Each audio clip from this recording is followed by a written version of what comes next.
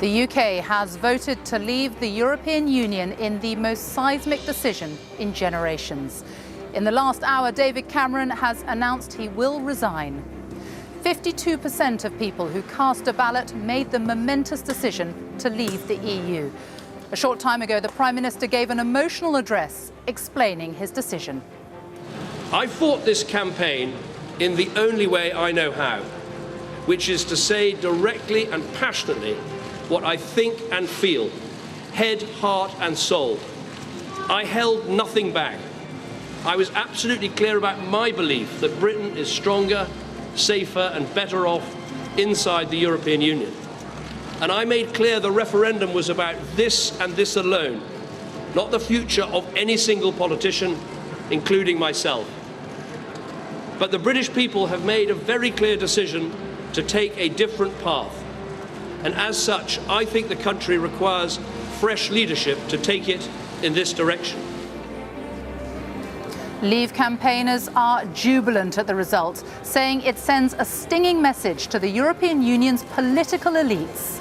The Remain campaign called the outcome a catastrophe, as it suffered lower than expected support across swathes of the Midlands and the north of England.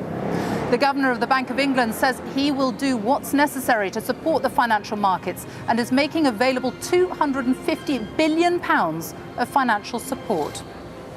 So David Cameron said he's going as the British establishment reels from its biggest slapdown in modern history. Who will replace him at number 10? I'll be asking leading politicians what happens next. And what now for Labour and UKIP too? And what's the future for the UK outside the EU and for an EU without Britain? Here in Manchester, we will talk to voters about the momentous decision that some of them have made and the dramatic ramifications. There really is quite a sombre mood in here now after David Cameron's announcement, including from Leave voters.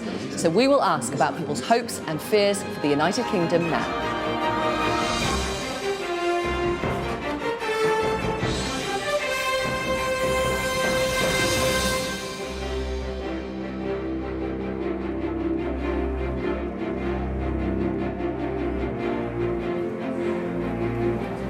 Good morning from Downing Street. After more than 40 years, Britain has voted to end its membership of the European Union.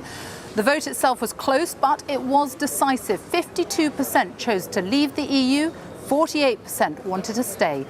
Just over half an hour ago, the Prime Minister, David Cameron, stepped out of number 10 and said he would resign. In an emotional address, Mr. Cameron said the will of the people must be respected. He said fresh leadership was required with a new Prime Minister in place by October.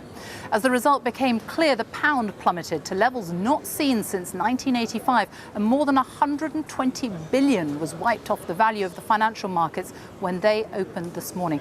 Well, the final result shows that Leave won by more than 1 million votes. Overall, 17.4 million people voted for the UK to leave the EU. That compares with the 16.1 million voters who backed Remain. More than 72% of eligible voters took part. In England, more than 15 million people voted for the UK to leave the EU. 13.2 million people backed Remain. In Scotland, every voting area came out in favour of Remain. 62% of Scottish voters backed Remain, with 38% backing a Leave vote. In Wales, Leave won over 52% of the vote and secured the most votes in all but 5 of the 22 counting areas. In Northern Ireland, the only part of the UK that shares a border with the European Union, voters backed Remain, with 55% of voters choosing to remain in the EU. 45% voted to leave it. Well, that is how the results look right across the UK. We will, of course, be discussing in great detail what it all means for you, for the United Kingdom and for the European Union. But first, our political correspondent Carol Walker reports on the night's dramatic events.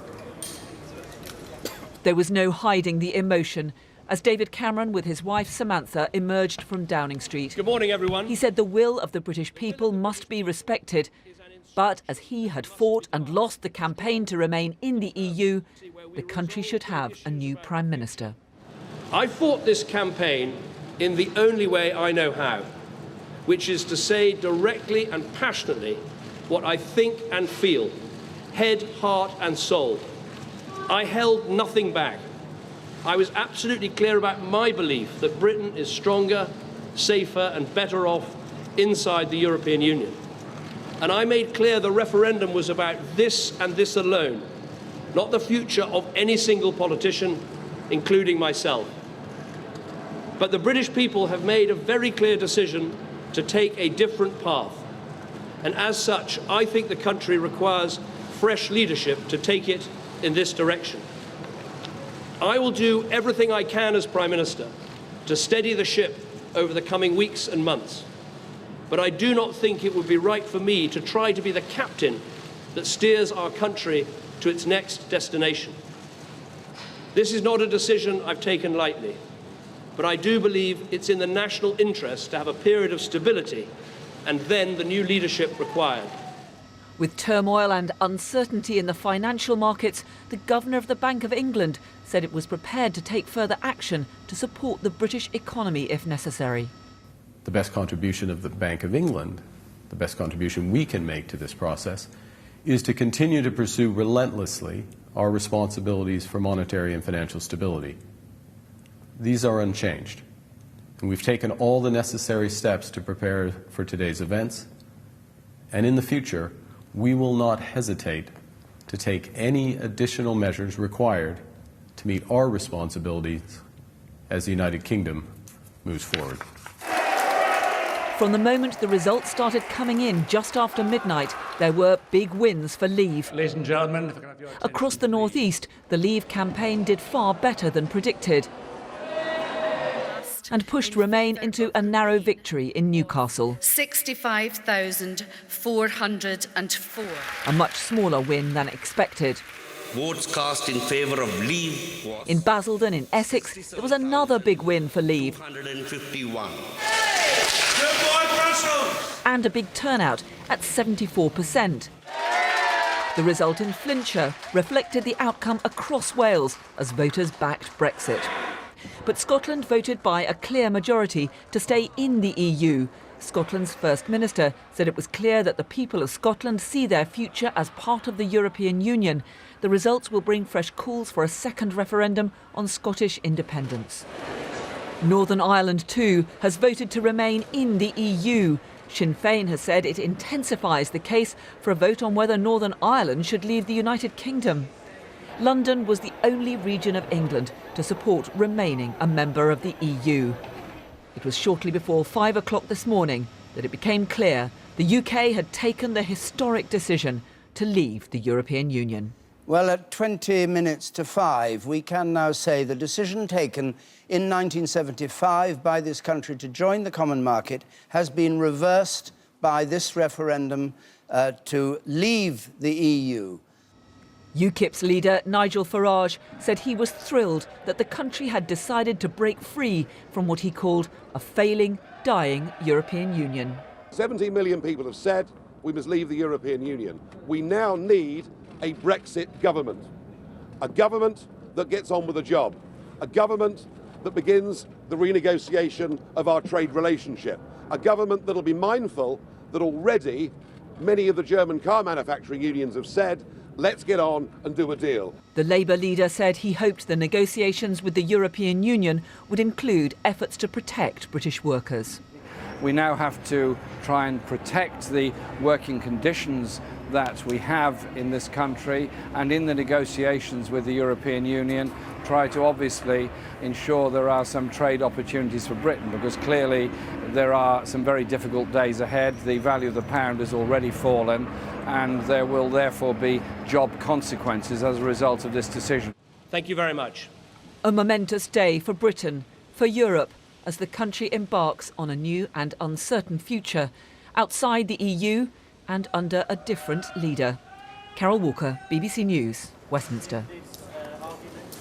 Well, we'll go to the city shortly and speak to our business editor, Simon Jack, who is monitoring events there. But first, let's talk to our assistant political editor, Norman Smith, who's with me now. However you voted, the scale of this is extraordinary.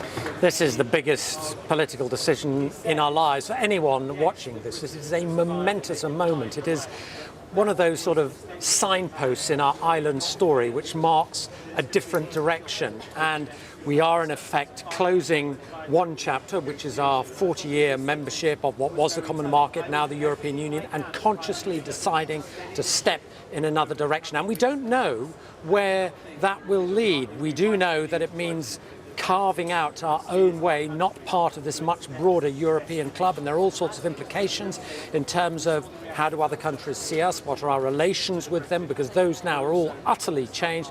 What are our trading relationships with other countries? What is the position of the city? Do we manage to get a hold of migration? And how do we feel about ourselves as a country? In the short term, you know, you can still go to the pub, you can still fill up the car, the sun will rise, nothing will change. But pretty swiftly, we will have to get into negotiations which, if things go as they're meant to, should be over, done and dusted within 2 years. So it is possible by the summer of 2018, we could be out. So many questions, so much uncertainty. Just in the short term, what happens next?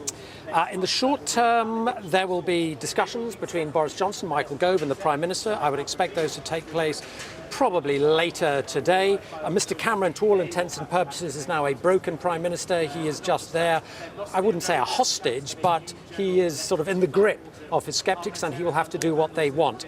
Some are saying they want a cabinet reshuffle to bring in the Brexiteers, and then they will decide the course of the negotiations, which probably won't begin, I don't think, until we get a new leader. Now, Mr Cameron has said he will be gone by the start of the party conference, which is the beginning of October. What that basically means is the leadership contest begins now, because under the rules you have to have about a month to allow the members to make the final decision. The MPs narrow it down to 2 contenders. Parliament goes into recess at the end of July. Well, we are pretty much at the end of June, so it begins now. And I suppose Boris Johnson must be in pole position to become our next Prime Minister. Norman, for now, thank you. Well, just after the Prime Minister spoke, the Governor of the Bank of England, Mark Carney, came out and sought to reassure financial markets. Speaking in the past half hour, he said the bank was well prepared. A few months ago, the bank judged that the risks around the referendum were the most significant near-term domestic risks to financial stability. To mitigate them, the bank has put in place extensive contingency plans. And these plans begin with ensuring that the core of our financial system is well capitalized, is liquid, and is strong. This resilience is backed up by the Bank of England's liquidity facilities in sterling and foreign currencies, and all of these resources will support orderly market functioning in the face of any short-term volatility.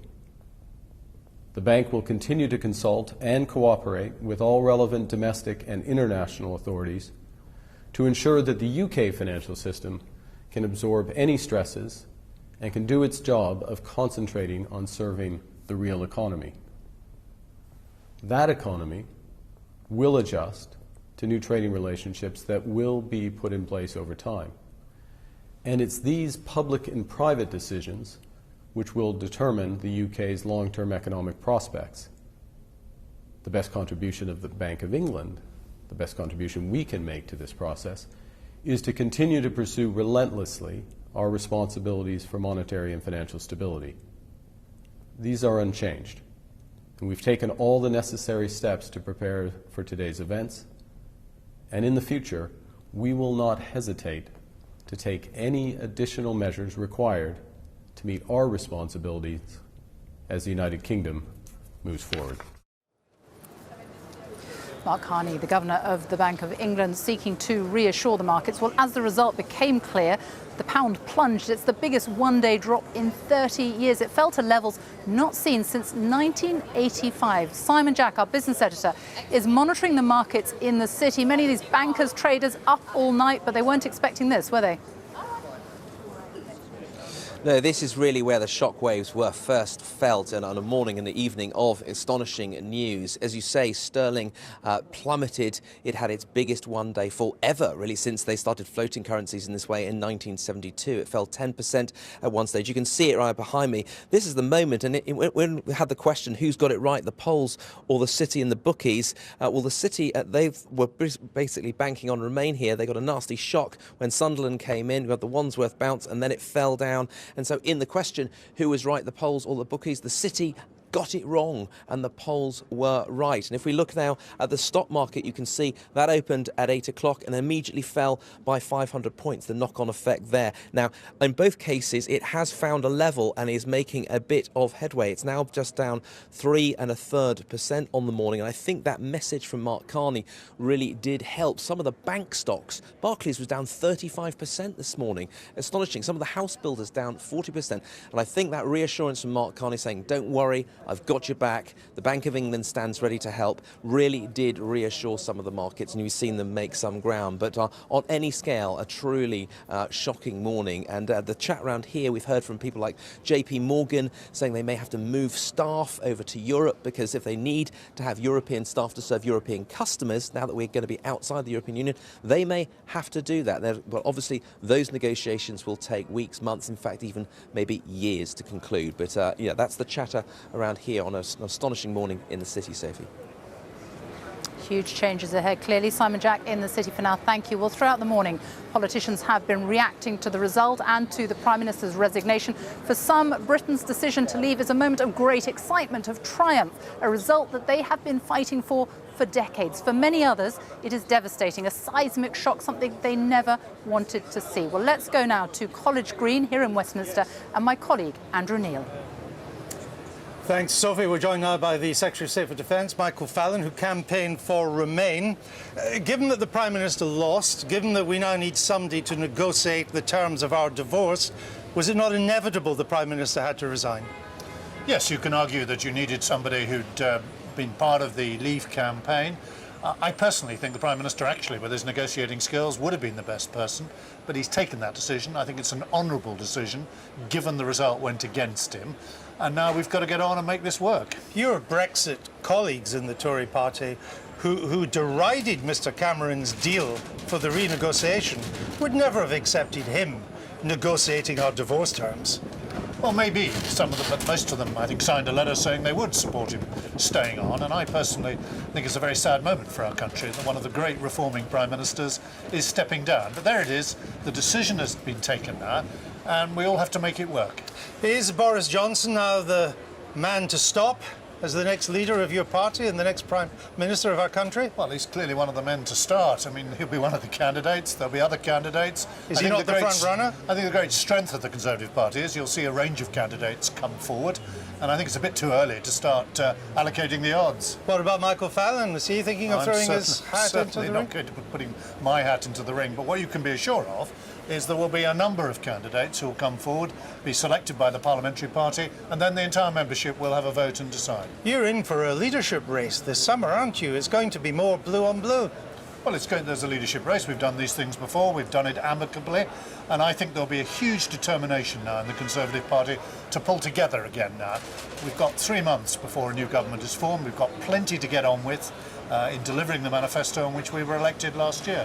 If Mr Cameron's on his way out, as he told us he was this morning, can George Osborne be far behind? Well, there'll be a new cabinet. That'll be for the new Prime Minister to decide. But George Osborne has been steering us away from an economic catastrophe, has been reducing the deficit year by year, and has been delivering economic reform that has meant the highest employment in our history. And can we take it that the punishment budget that Mr Osborne threatened with us with this summer, if we voted to leave, will not now happen? Well, you've seen the turmoil in the markets as a result of the decision. So I think we were right, and the Bank of England was right to warn. The FTSE is now above 6,000 again. It's beginning to recover, but you've seen some of the turmoil. So I think some of those warnings were, in fact, justified. But it wasn't George Osborne's label of a punishment budget. He was right, I think, to warn there would be consequences. And we've seen that with sterling, and we've seen that with the markets this morning. Yeah, but what he said was that if we voted to leave, there would need to be a budget that would increase tax, cut spending, and end the triple lock for pensions. Can we take it that none of that will now happen? Well, I hope we're going to resume growth. I hope we'll now see investment decisions. But obviously a lot of investment was paused while people were waiting for the result of the referendum, and they'll probably wait a bit longer now to see the result of the renegotiation as to what the terms will be. Wasn't it? No, I don't accept that. I think Well, why are we not going to have it? We have voted to leave. If he meant it, why is he not going to do it? Because I would suggest to you, it was just meant to scare us. No, he warned that there would be consequences of a Leave vote. And you've seen those consequences in the markets this morning. Well, it's 12 hours. You've seen what's happened to sterling. You've seen what's happened to shares. You cannot judge the future of Brexit on 4 hours of the markets after we voted to leave. You know that's absurd. No, it's not absurd. I think the markets tell you what's happening. You've seen turmoil in the markets.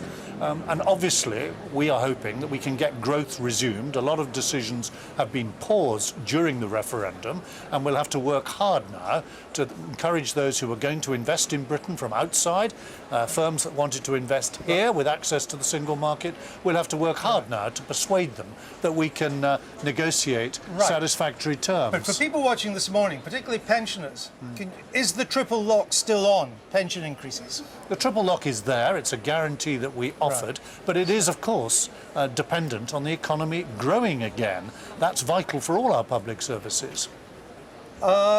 Given that you're the Defence Minister and that we were threatened also with armed conflict in Europe, when is that going to happen? No, I don't think David Cameron ever spoke about World War III. What he pointed out... I didn't say World War III. I said his words. He talked about armed conflict. It is true. Is it going to happen? It is a fact that the democracies of Europe working together since the war have prevented any armed conflict that we saw brutally twice in the last century. I was just asking if it was going to happen or not. No, it's not going to happen. Okay, while the democracies are working together. Another threat that's not going to happen. Well, it's not going to happen while democracies work together. Now, I think staying in the European Union would have helped because it's part of the security of the West. Okay. But we will have to work hard now, and I will be talking to our allies later today in France, in Germany, in the United States to remind them that we're going to stay in NATO, play our part in the security of the West, and continue our contribution to the fight against Daesh. All right.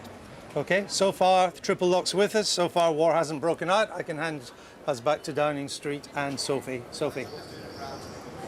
Andrew, thank you. Well, we've heard from the Prime Minister this morning. We've heard from the Governor of the Bank of England. We haven't yet heard, though, from one of the leading figures in the Leave campaign, Boris Johnson. He is expected to speak for the first time shortly, the first time since that decisive result. We will bring you that, of course, as soon as he comes out and starts speaking. But it is the people who have spoken. The turnout was high, more than 72%, the highest turnout in a nationwide ballot since 1992.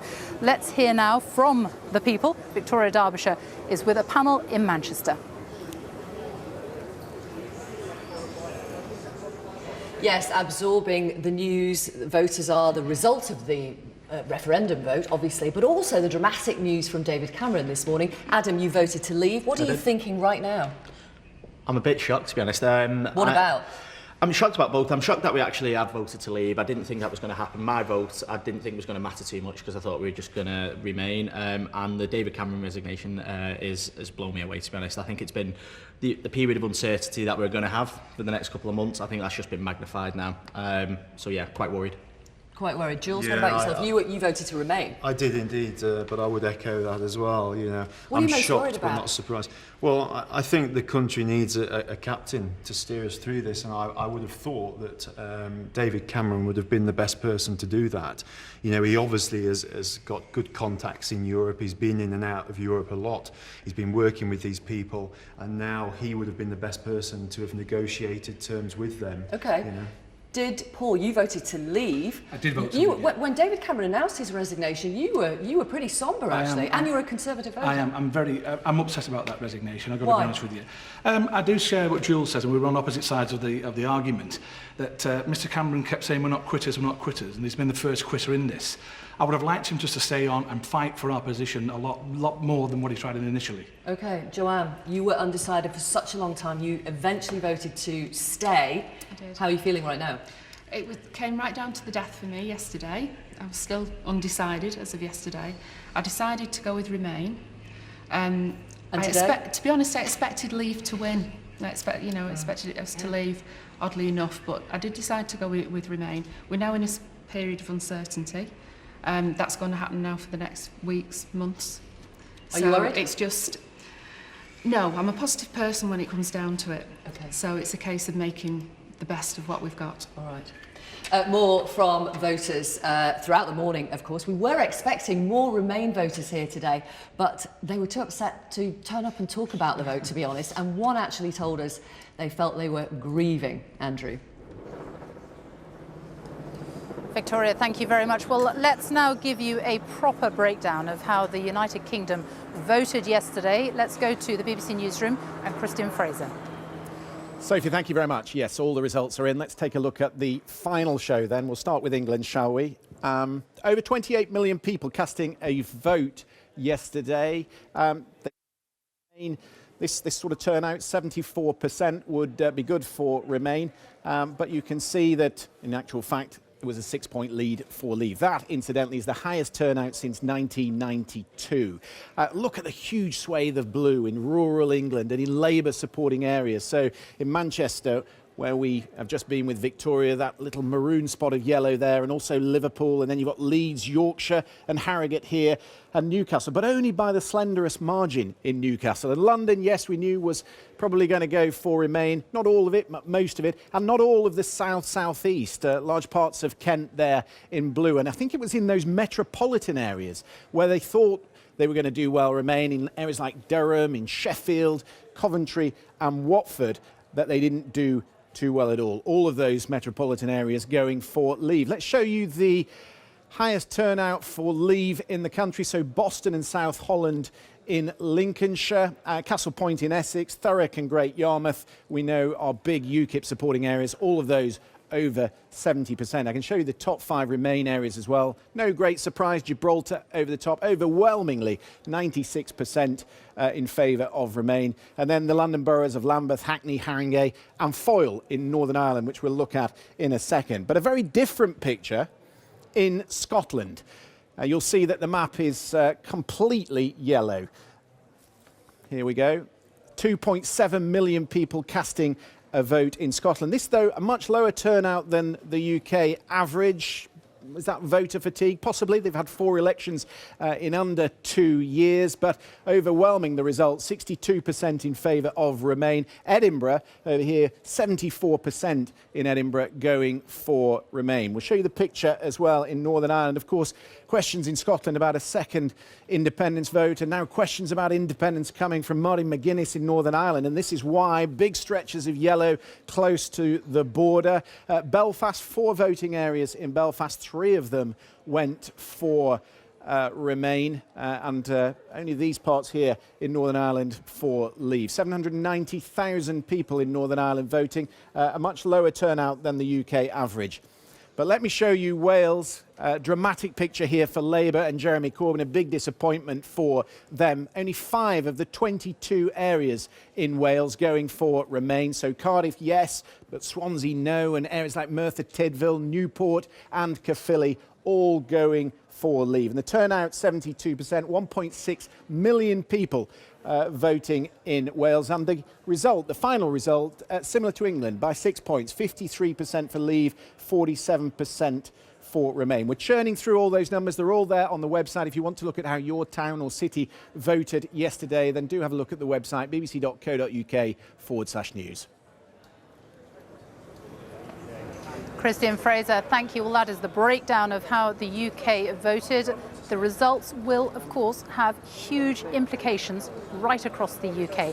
Let's get reaction now from Scotland, from Wales and from Northern Ireland and find out what the consequences of the vote could prove to be. Gavin Esler is in Edinburgh, Sian Lloyd is in Cardiff and Chris Buckler is in Belfast. Gavin, let's start with you.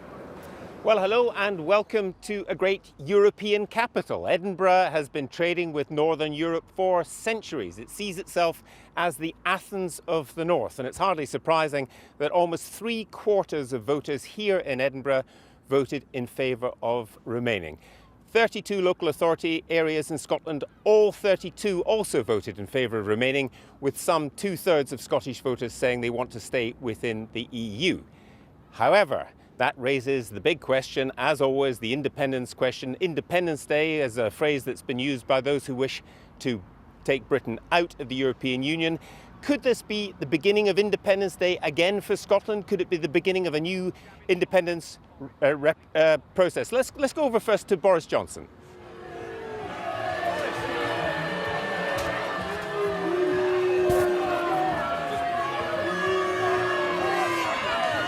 Well, these are the scenes right now. These are the scenes right now outside the home of Boris Johnson, leading figure of the Leave campaign. Huge crowds, as you can see there, ready to hear what he will have to say. Chris Mason, our reporter, is there for us. I think we can talk to him now. Chris, describe what's going on. So there won't be a formal challenge. Well, not entirely clear what is going on at the moment. The police following a vehicle down the street. We have been hoping to hear from Boris Johnson. It would have been his first statement of the morning since this decision, this vote was announced.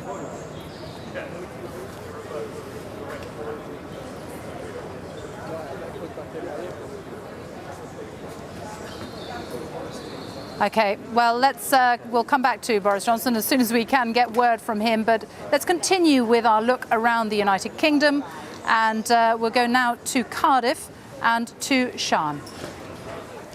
Well, Wales has voted to leave the EU. 17 of the 22 local authorities here in Wales have backed Brexit. 52.5% of Welsh voters saying they want to go, 47.5% of voters wanting to remain. And it is traditional Labour heartlands, valleys communities, Blaenau Gwent, Merthyr Tydfil, Torfaen, Caerphilly, who have strongly backed a vote to leave. More affluent Cardiff, where I am now, the Vale of Glamorgan, Monmouthshire wanted to remain, as did Ceredigion and Gwynedd. They were the only other two council areas here in Wales who did want to stay in the EU.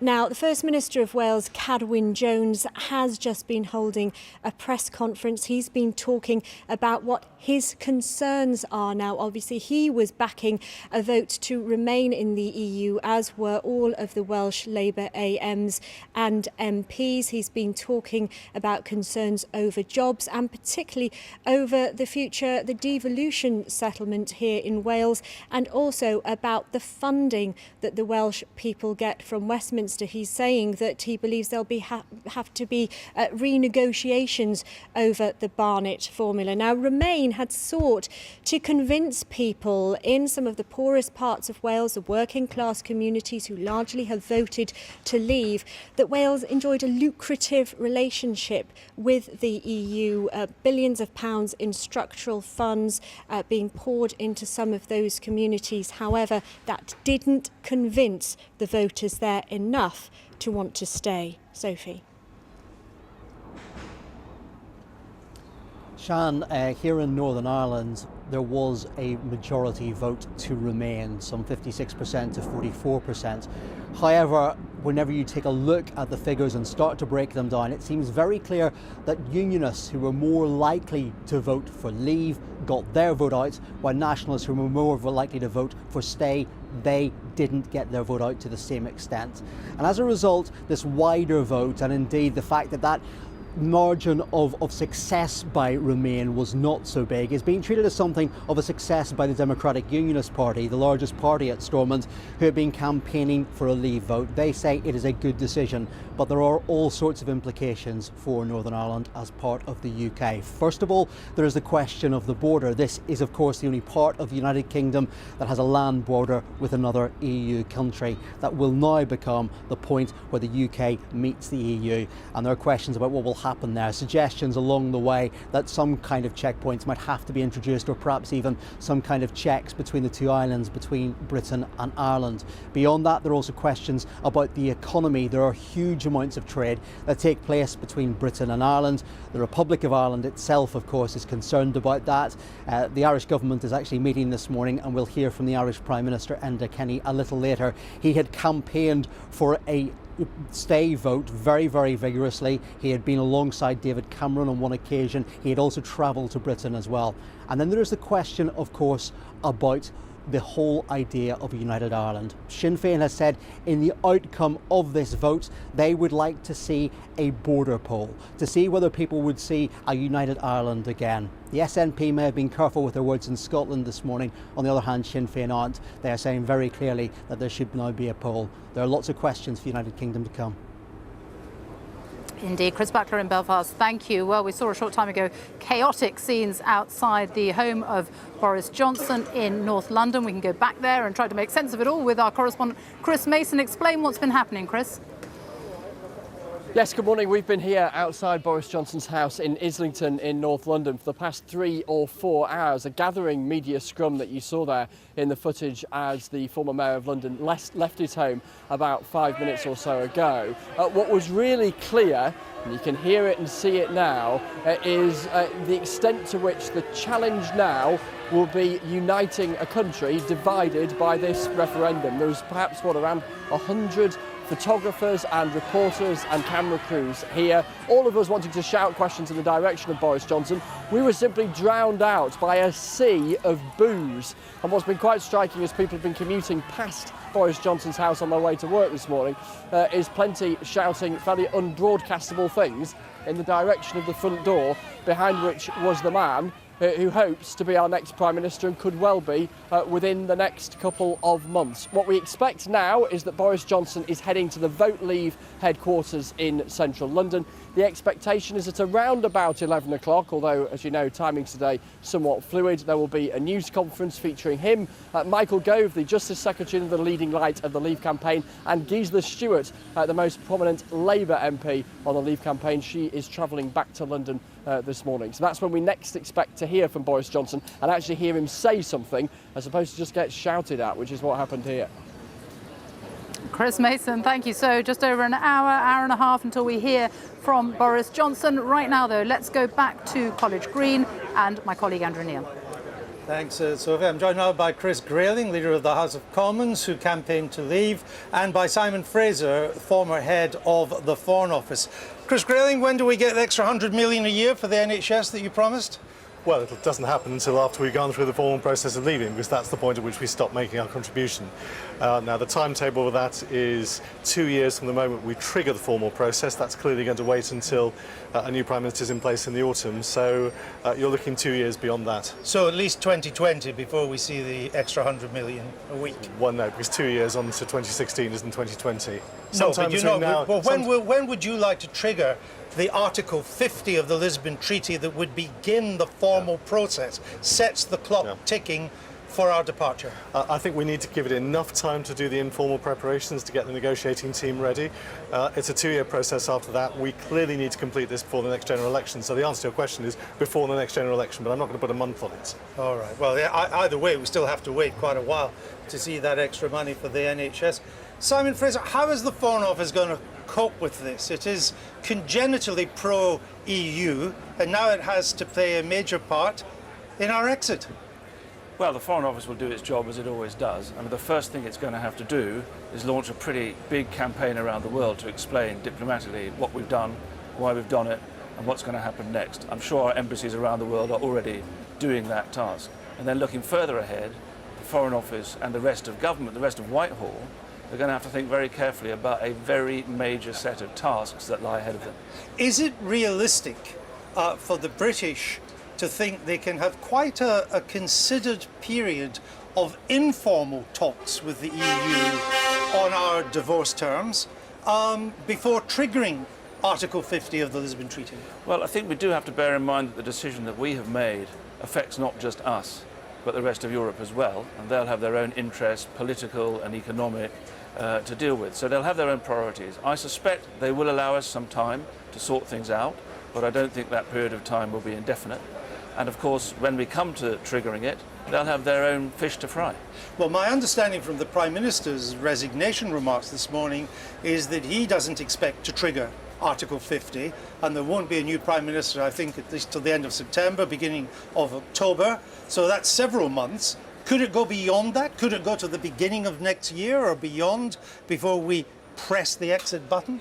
Well, let's see what happens at the European Council next week. Donald Tusk, the President of the Council, has already said that he wants to manage things calmly. My personal view is that there is not an unlimited period of time.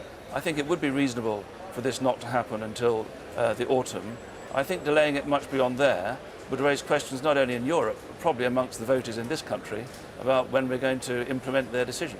You say ambassadors will have to explain Britain's position around the world. I've never met an ambassador, either existing or former, who was in favour of leave, so their heart's hardly going to be in it.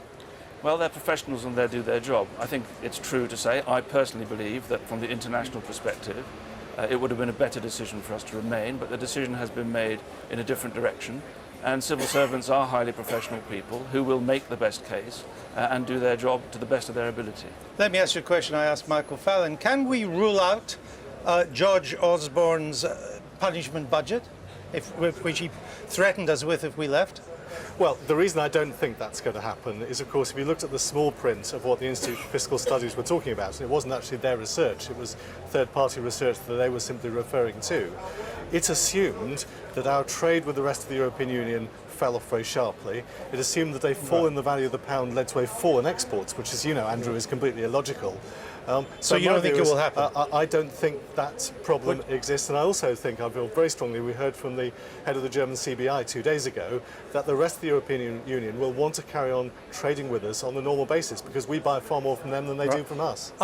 Perhaps, rather than reading the small print of the Institute for Fiscal Studies, a bigger reason why there won't be the punishment budget is that Mr. Osborne won't be around to deliver it anyway. Well, I mean, clearly from September, October, there's going to be a new cabinet, new people in position. I don't know what George's position in that will be. I don't know whether there'll still be Chancellor or doing something different. That we're just going to have to wait and see. But there is absolutely no need for an emergency budget next Monday. If Mr. Cameron felt it necessary to resign, why wouldn't George Osborne feel it necessary to resign? Well, I think that's very much a matter for George. George has been a good Chancellor. He's helped turn the economy around since 2010. Sure, but I'm asking for your view. If I saw Mr. Osborne again, I'd ask him, but I've got you. What's your view? Well, I think it's going to be a matter for whoever the new Prime Minister is to decide who fills which job in their cabinet. I don't think it would be helpful now if the Chancellor of the Exchequer also resigned. We need a period of stability. We need to calm the markets. There will undoubtedly be a change face to the government in the autumn, but let's wait for that to happen. Who are you backing to be the next leader of your party? I have no idea who I'm going to back. No idea? You're not backing Boris Johnson, your Brexit colleague? To be honest, Andrew, I was this morning arguing for David Cameron to stay. I wish he had stayed. I thought it was the right thing for him to stay. I was taken very much by surprise by his decision not to stay. I'm now going to contemplate, give some serious thought as to what happens next. Other than Boris Johnson, who would you like to see? Well, I'm not setting my name. I was setting my name against any candidate at the moment. I'm going to think it through carefully and decide what to do. And your own name, is that, are you going to throw your hat in the ring? Well, I haven't decided who I'm going to back at all. No, but what about yourself? Are you going to run? I think it's a question of who I'm going to back. And not run? Well, I'm not, you know, it's too early for any of us to be getting into this today. David Cameron's only just resigned, but I haven't given any thought to which candidate I think will be right to take us through this. Very briefly, Sir Simon, can all this negotiation be done in two? Supposing we have a long informal period, and then we set the clock going. It needs all 28 to stop that clock. Can we do it all in 2 years? Well, I think the real question is, it's not just the Article 50 negotiation. There's another negotiation about the terms of our future relationship with Europe. And by the way, I don't think that will be easy to conclude. And we will not get a deal which gives us the same level of access to the European market as we have now. Then there's another negotiation to be had with all the other countries around the world about our trade there. And on top of that, we're going to have to go through the whole body of our law and regulation, and the new government will want to decide what it wants to keep, what it wants to change, and how it's going to change it. And that is a massive set of tasks, which is going to take a very long time and consume a lot of the energies of Whitehall and Westminster. Sounds like the Foreign Office is going to be busy. Simon Fraser, Chris Grayling, thank you both. Back to Sophie in Downing Street. Andrew, thank you. Well, clearly huge changes, huge consequences ahead for the United Kingdom. But what about the rest of the European Union, the 27 other member states? What will it mean for them? We're not expecting to hear from the German Chancellor Angela Merkel until later this morning.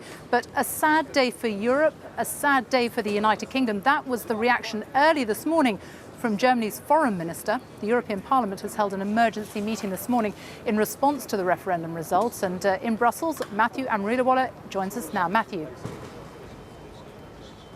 Sophie, good morning. The shockwaves are reverberating all around this place. This is the catastrophe they had feared. It was very interesting listening to David Cameron talking about negotiations there in Downing Street when he spoke, because just in the last little while, the leader of the largest group in the European Parliament called for an immediate negotiation on the UK exit.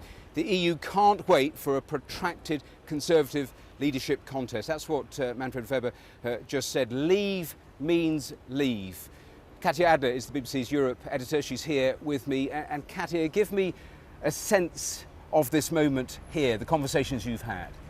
Well, people are absolutely aghast. They knew that there was a possibility of Britain voting to leave the EU, but I think in the heart of hearts, definitely the leaders across the EU were hoping that Britain would vote to remain. And, you know, you're looking at an EU that was weak already before the vote. The euro crisis, the migrant crisis, fears of what's perceived as an aggressive Russia next door. But I think Brexit could prove to be the biggest body blow of all, because first of all, in the UK, people are now looking at the financial markets. What does this mean for the pound? Well, hundreds of thousands of families across Europe today are worrying about the future of the euro. It had been nervously recovering. What now? Also, what is the future of the European Union? You had Eurosceptic leaders across the continent. I've been watching European politics for a very long time. I have never seen the mood so Eurosceptic. Those leaders in France, Italy, the Netherlands were queuing up to crow about Brexit and to call for a vote in their own country. Prime ministers across Europe are very, very aware of that. They're nervously looking over their shoulders at these Eurosceptic, more nationalist-minded leaders. But here, the mood amongst the leaders, you know, the Brussels bureaucrats, if you like, is please stay calm. We don't know where we're going to go. We heard very early this morning from Martin Schulz, the President of the European Parliament. I think it will not lead to a break-up of the European Union. If we take serious one of the messages, there is an enormous gap, social gap between countries and within the society. And to fill that gap with more social justice and especially the fight for a better distribution of the wealth is what, for me, is one of the messages, especially for those voters who voted for leave because they feel uncomfortable with their individual social circumstances. So that was the immediate reaction. Katja, how is it likely to work now in terms of negotiations, the sorts of trade deals? What can Britain expect? Because there was a fear that they would be punished to stop a domino effect happening through the rest of Europe. Well, there's definitely a hardening of hearts, if you like. I mean, already this morning there's been talk of how the British Commissioner from the building there, he might like to leave his job. Plenty of British civil servants walking in here this morning worrying about what their future might be. But I think this is less about vindictiveness or punishing the UK per se. But again, as we spoke, this fear of contagion of people across Europe asking for their own referendum. There's a feeling here in Brussels and amongst European leaders that a deal with the UK, even though, yes, it is an attractive trade partner, can't be painless, can't be easy, can't be generous, because others have to be put off asking to leave the EU as well. So you will now have to hand over to the UK. The UK has to give formal notice, has to formally say it wants to leave the European Union, but already here people are plotting, planning, discussing where it would go, how it would respond. All right, Katja, for now, thanks very much. Sophie, I suppose like any divorce, it is messy. There are recriminations, there's anger before you ever get to the practicalities of sorting things out. Back to you. Matthew, for now, thank you. Well, what has certainly been messy this morning is what's been going on in the city. Our business editor, Simon Jack, is there. He's been monitoring the markets. And in the aftermath of this result, I mean, the pound literally fell off a cliff. More than 120 billion wiped off the value of the markets. What is the situation now? Well, Sophie, you're right. The first, if you like, frontier of this shockwave was in the financial markets. The pound had its steepest fall ever in the years since 1972, when it's been floating freely. You can see here at midnight last night, the city thought it was right. It had backed Remain, essentially. Got a nasty shock when that Sunderland result came through, and then as the results came in, the pound continued to fall. It was down 10% peak to trough at one point. To give you an idea, that is double, more than double the amount that the pound fell on Black Wednesday back in 1992. Now, Mark Carney came out to reassure financial markets and said the banks are going to be fine, we've got your back, we're looking after everyone. And so there was some comfort there. But then the question now, in a way, moves to the rest of the economy. How is this going to hit businesses? How are people's jobs going to be affected? Those people who import, those imports are going to get more expensive. On a morning about a messy divorce, I've got someone called Paul Marriage here who actually runs a small business, a small cap fund, which looks into the fortunes of smaller companies. So you're getting to your desk this morning. You own a small business. What's going through your mind? Yeah, well, thanks, Simon. No, I think the thing you're looking at is continuity here. We're investing here in the companies of tomorrow. Anybody who runs a small business is hoping to be one of the big companies of tomorrow. They're going to be a big company of tomorrow today, if you know what I mean. So there's a good opportunity for them. Weak sterling is generally quite good for UK exporters. We are generally quite an export-led economy. There are going to be areas where companies have to make tough decisions. A weak consumer is going to have a negative impact on consumer-related companies. You mentioned imports there a little bit as well. So, it's a two-way pull overall. But I think for a lot of these companies, they'll be saying, well, it's business as normal. The sun came up this morning like it did yesterday, and they're going to be cracking on. We're a very dynamic economy, and I think a lot of the guys who run those businesses themselves are entrepreneurial people. We're pretty good at that as a country. OK, so keep calm, carry on is your message there. Let's just have a quick look at the European stock markets. You were just in Brussels there, and I think a very interesting story here, because as you can see, actually the other stock markets around Europe, this is, for example, the French market down 7.5%, the Spanish market down 10%, the Italian market down 10%, actually down much more than the UK stock market, which shows that this is a big impact on the economic fortunes of the European Union. And Paul, I suppose this is a conversation that we're having in this country, which is potentially coming to these countries soon. Yeah, I guess that all these countries are going to be looking and saying, well, I wonder what their populace really thinks of this result. And I guess those stock markets are suggesting there's going to be more political instability in the coming months. And hence we're seeing those big falls in Europe. OK, so mutually non-beneficial is the answer we're getting from the city. When it comes to jobs, I should say that a lot of people, the chatter in the city is that some banks are saying they may need to move some of their staff to Europe to serve European clients. It depends on how the negotiations go. We've got weeks, months, even years ahead. But the chatter is in the city that some jobs currently in London may find their way to Europe. But that's the chat here. And as you can see, although the UK market has recovered a little bit, stock markets in Europe are a sea of red, and red means down. Simon Jack in the city with the latest. Thank you very much. Well, of course, in America, still very early in the morning, no reaction yet from America itself. But Donald Trump, by chance, is in the United Kingdom today. He's arrived in Ayrshire at his golf course there, and he gave his reaction to the verdict a short time ago. Mr. Trump? Well, I said this was going to happen, and I think that it's a great thing, and we will see, but I think it's going to be a great thing. Any words for David Cameron? Basically, they took back their country. That's a great thing.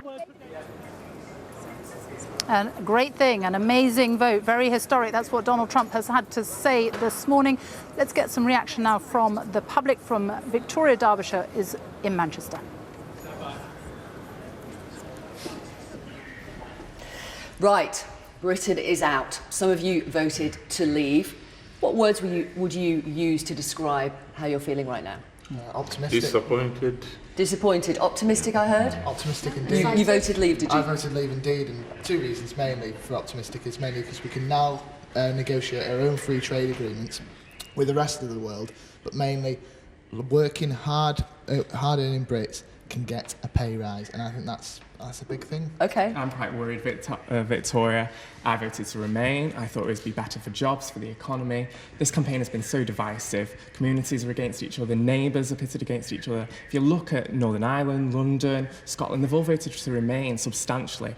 And I think now we need to unite. So we've voted, we've democratically made a decision. How easy is it going to be to unite, do you think? It's going to take a long time. It's going to take a long time. It's going to take a long time. I mean, there have been things said in this campaign. There have been some horrible things said about immigration, about Muslims, and you expect people just to forget that overnight. Okay, we can say we accept the result, we are leaving, but what about all the horrible things? You voted to remain. In fact, you changed your mind. You were leave, weren't you? I've always been leave, and I'm not devastated with leaving. I work with a lot of young Asian Muslims, and a lot of them wanted to leave because they think that immigration will be opened up to South Asia. Okay. I don't think immigration will stop just because we're leaving. You all agree that the country is divided. Mm-hmm. What is the way that we are going to bring people together, if you think that's the right thing to do? I thought David Cameron will remain for some time to consolidate and also implement the changes that needs to happen, but I'm disappointed that he's announced that he's resigning. Okay, so he's not the man to do it. Who is the... I don't think we are. We're all able to work together. Yeah. I don't think we are divided. You don't? I don't think so. We've had elections before. We need to get on and get this job done now and work together and move forward. It was always on a knife edge. It could have gone either way. And those people that voted Remain need to accept that. I voted Remain. I accept it. I want to see the country moving forward now.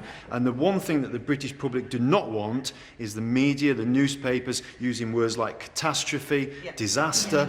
We need to be moving forward. Muster, the great British stiff upper lip and get on with it now. That's what we need to do. I want to bring Suzanne in. Tom, if you want to hand the microphone over. Suzanne, you voted... I voted to leave. Yeah. And how are you feeling right now? I'm feeling excited about the decision. I'm actually quite surprised that it went that way. Are you? I didn't That's what Adam said earlier. He voted leave. He didn't expect there to be a vote to leave. I didn't expect it, so that was a real surprise. I'm quite shocked that David Cameron is going to step down. I'm not the biggest Conservative supporter, but I think he's done a reasonable job with the economy at the moment. So I think as long as there's some stability that comes in, and I think the important thing at the moment is that they really bring in the people who wanted to remain.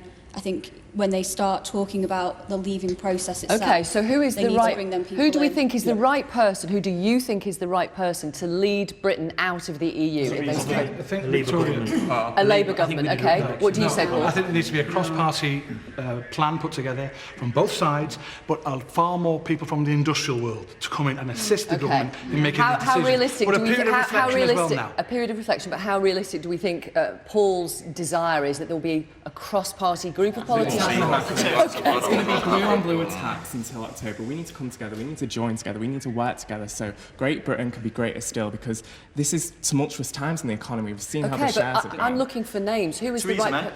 Theresa May? Yeah, I think she's conducted herself very well during the campaign. I know she obviously sided with the government, which any good front bencher will do. However, I think she's sensible. I think she could do a good job. Stuart, do you agree?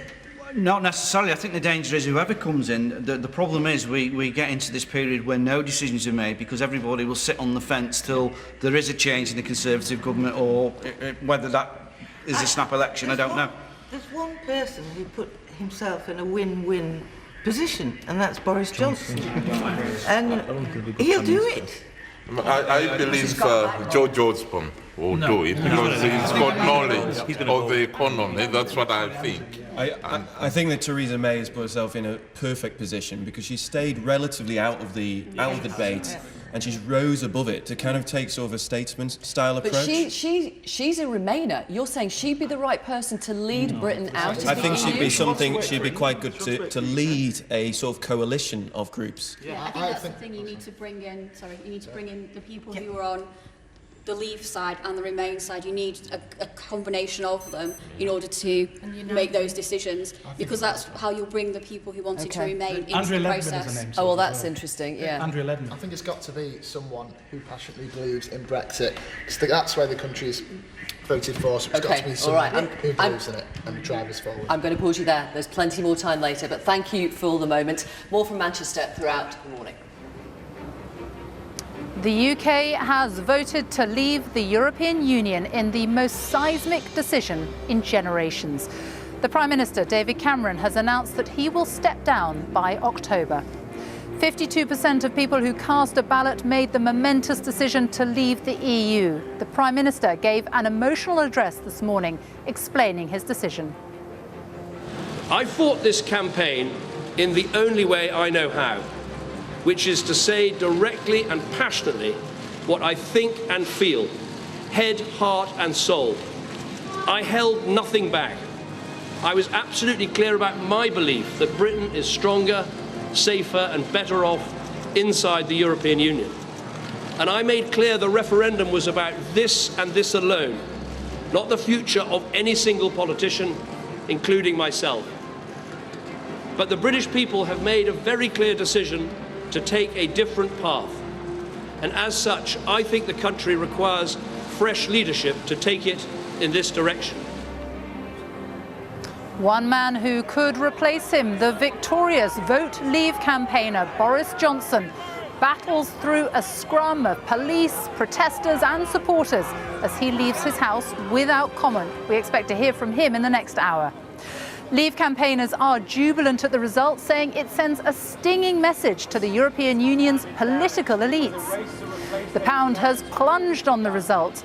The Governor of the Bank of England says he'll do what's necessary to support the financial markets. Tory leadership speculations already mounting here in Westminster after David Cameron's announcement that he's going, but the repercussions have rocked the whole of the British establishment. I'm talking to leading politicians and commentators about what happens next, both on the UK political scene and for the future of the UK outside the EU and for the EU itself. Here in Manchester, we will talk to voters about the momentous decision that some of them have made and the dramatic ramifications. There really is quite a sombre mood in here now after David Cameron's announcement, including from Leave voters. So we will ask about people's hopes and fears for the United Kingdom now.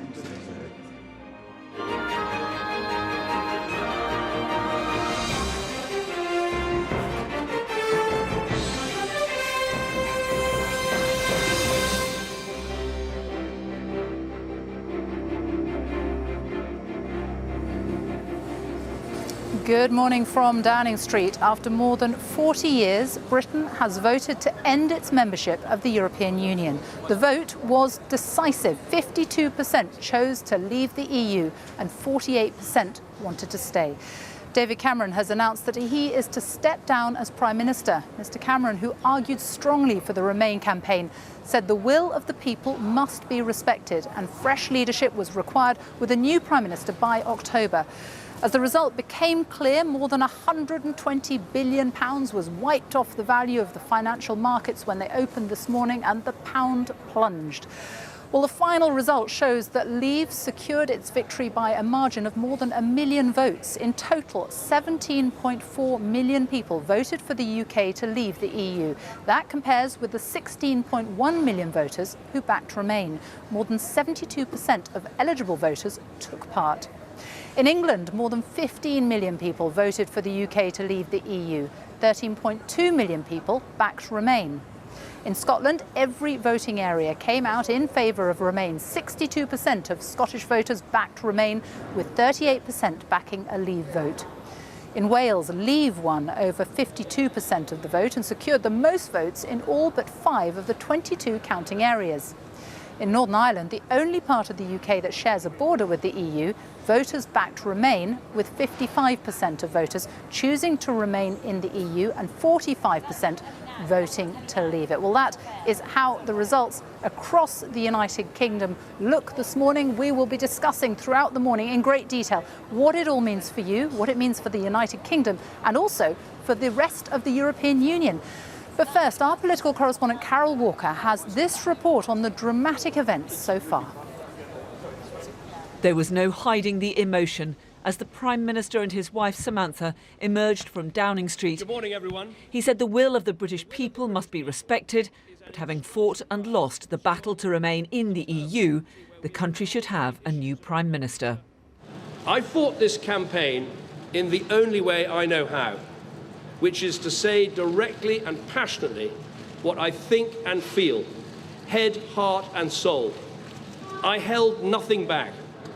But the British people have made a very clear decision to take a different path. And as such, I think the country requires fresh leadership to take it in this direction. I will do everything I can as Prime Minister to steady the ship over the coming weeks and months. But I do not think it would be right for me to try to be the captain that steers our country to its next destination. With turmoil and uncertainty in the financial markets, the Governor of the Bank of England said it was prepared to take further action to support the British economy if necessary. And we've taken all the necessary steps to prepare for today's events. And in the future, we will not hesitate to take any additional measures required to meet our responsibilities as the United Kingdom moves forward. From the moment the results started coming in just after midnight, there were big wins for Leave. Ladies and gentlemen, by the end of the night, Leave had won a clean sweep across the north of England, the Midlands, the east and west of England. London was the only region of England to support remaining a member of the EU. The result in Flintshire reflected the outcome across Wales, where voters backed Brexit. But Scotland voted by a clear majority to stay in the EU. Scotland's First Minister said it was clear that the people of Scotland see their future as part of the European Union.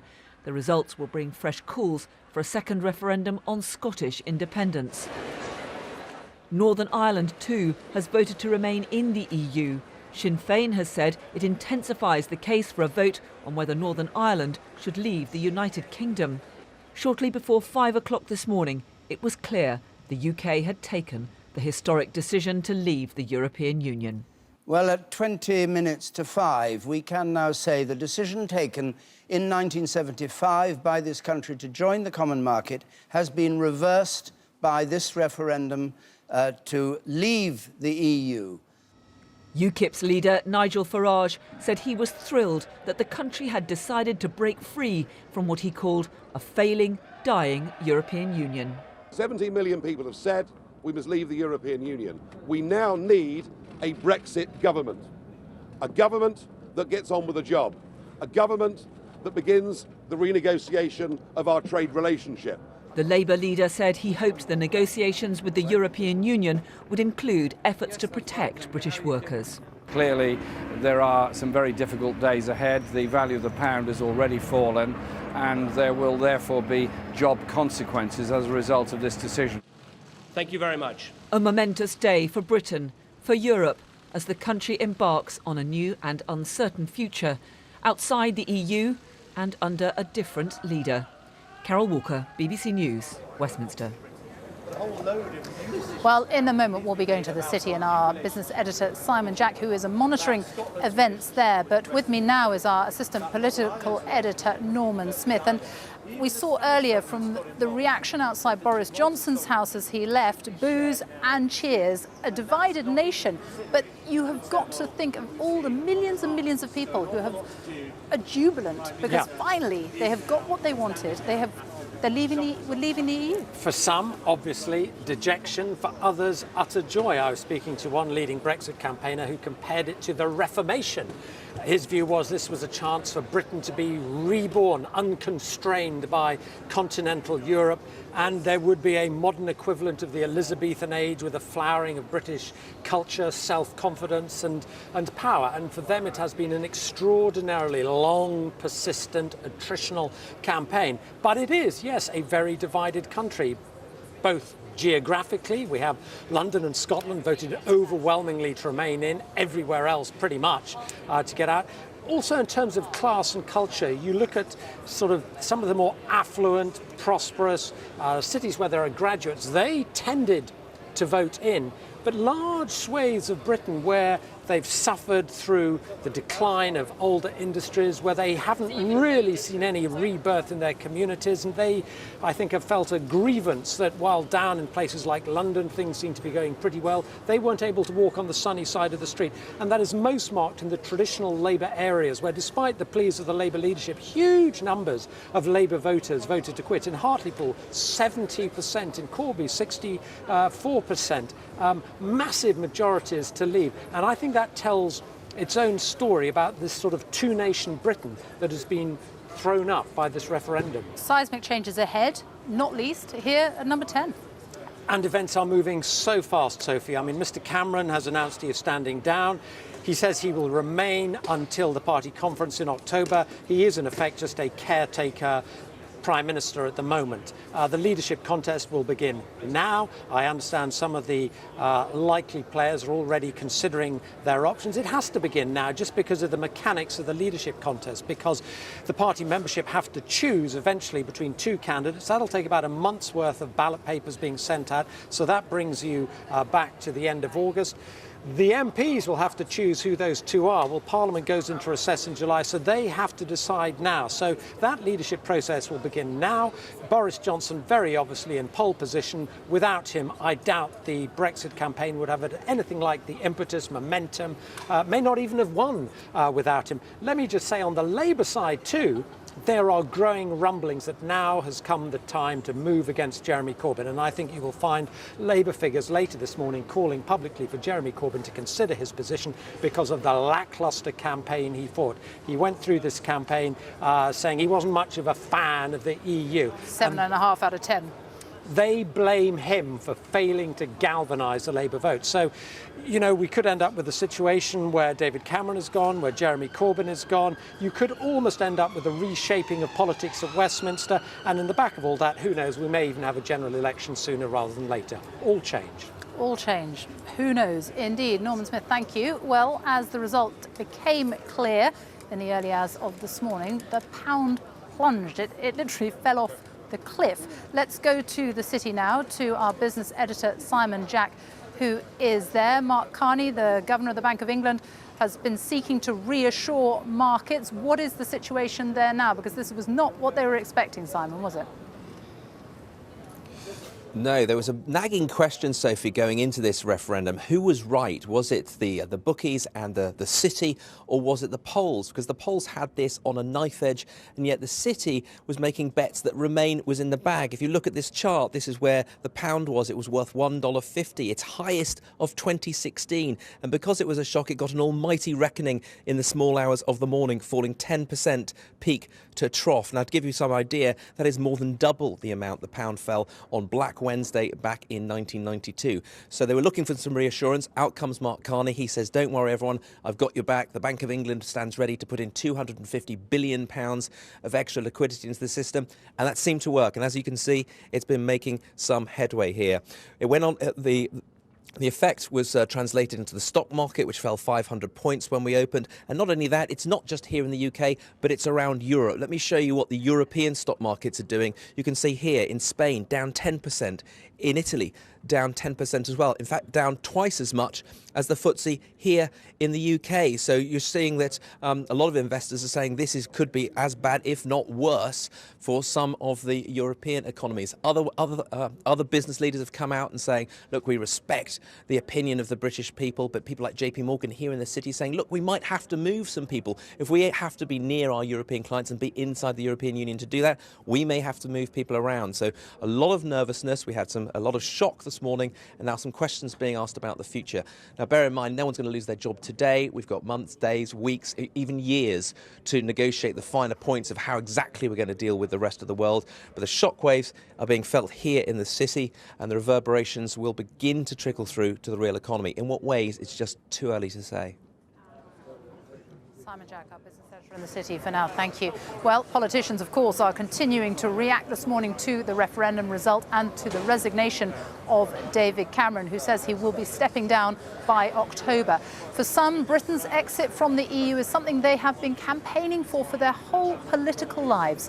For others, it's something they never wanted to see, and this morning's news has come as a profound shock. The UKIP leader Nigel Farage said the referendum was won because of large numbers of Labour supporters who voted against the party leadership, who were campaigning for a Remain vote. Well, let's go now to College Green here in Westminster, and Andrew Neil. Andrew. Thanks, Sophie. I'm joined here by John Mann MP, one of a small number of Labour MPs who campaigned to leave, and by Douglas Carswell, UKIP's only MP. Welcome to you both. John Mann, the Prime Minister's now fallen on his sword. Should Jeremy Corbyn follow his example? No, I think no, not in the short term. Jeremy should be talking to Labour voters, but also coming up with an agenda of what should happen, because it's Labour voters who won this referendum, and that creates a mandate for the new Tory leader, and that mandate is not to renege on any of the workers' rights issues, the paid holidays, the maternity pay, the working hours, but also one of the quick wins can be to reverse the privatisation of the NHS, which EU procurement rules has allowed in my area. That's what Jeremy ought to be on the front foot from now on demanding. It's certainly what I'm demanding of whoever the new Tory leader is, and there is a mandate there from this extraordinary referendum for that. I'm told that there's a letter signed by 55 Labour MPs calling for Mr Corbyn to go. It's going to be delivered next week. Have you seen that? Have you signed it? I haven't seen it. No? So Would you sign it if you saw it? I think that's a bit of a distraction. Yeah. Because the big issue is what the agenda should be. That's what's critical now. And, you know, one of the problems with the Labour Party, we spend too much time looking at who does the job. That's important. We did it after the election defeat in 2015.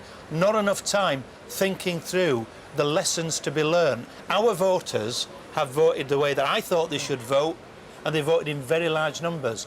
Not every Labour MP fully understands that. Well, let me ask you about that. Why does Labour now no longer represent the non-metropolitan working classes?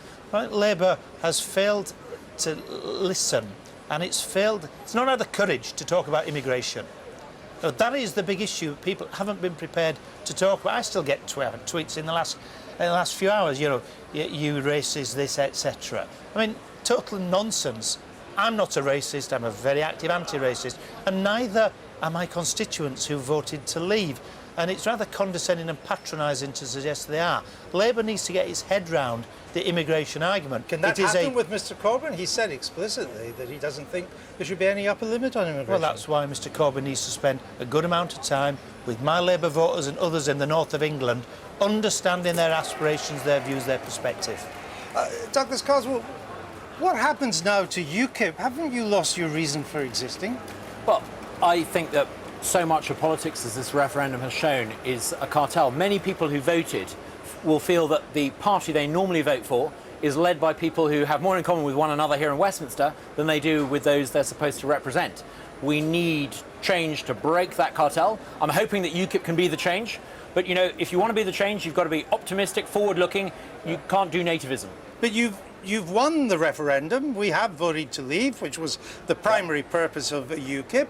The Tories will now probably pick a Brexit leader, someone who was in favour of coming out. What's UKIP's appeal to wavering Tories? Well, I think it's actually let down Labour that is the big potential growth market for UKIP. So not the Tories? Well, there are some Conservatives who could still come to UKIP, but I think we sort of slightly maxed out that market. I think the big growth market, you know, the party... You only got one MP, the party of Keir Hardie is now the party in favour of giving technocrats and bankers in Brussels and in Europe control over people's lives. This is not the party that Keir Hardie founded. Our opportunity comes in going into that and competing for those votes. Hang on a minute. You tell them about the Labour Party.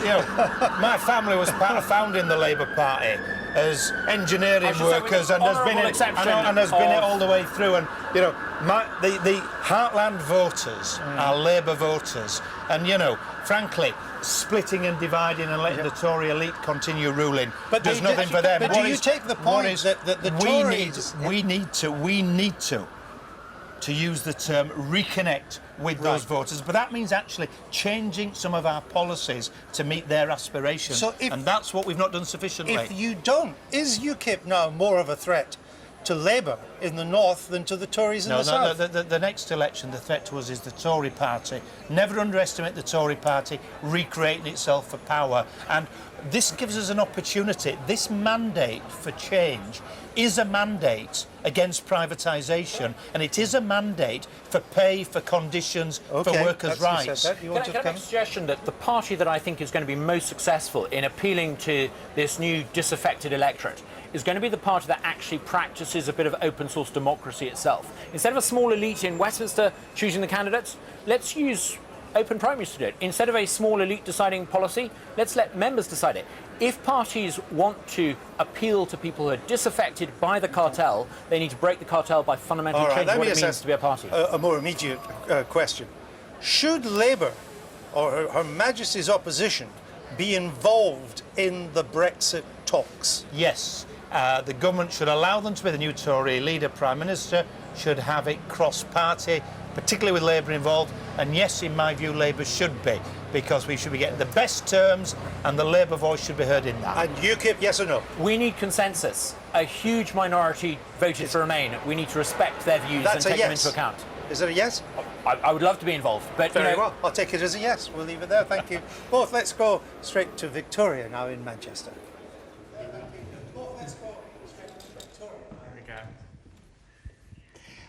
Thank you, Andrew. We have got Anna here with 6-month-old Erin. Anna, your little girl is going to grow up in an independent Great Britain. What do you think of that? I felt absolutely devastated this morning. Did you? Knowing that my daughter's going to be growing up in a very inward-looking country, one that I'm quite scared about living in at the moment because it feels like there's so much hate being bred by the media and by certain political parties. And why? And I just want Erin to have the ability to sort of learn about other cultures and be part of a Europe that I see as a really positive thing for her and for other children in this country. But leaving the European Union doesn't mean she won't be able to do that, to look outward towards Europe, to look to the rest of the world. I think it's the political climate and the attitude of others, though, that will influence her and other children, which I'm worried about. All right. And we've got Francesca here, 24-year-old Francesca, also from Manchester, like Anna and Erin.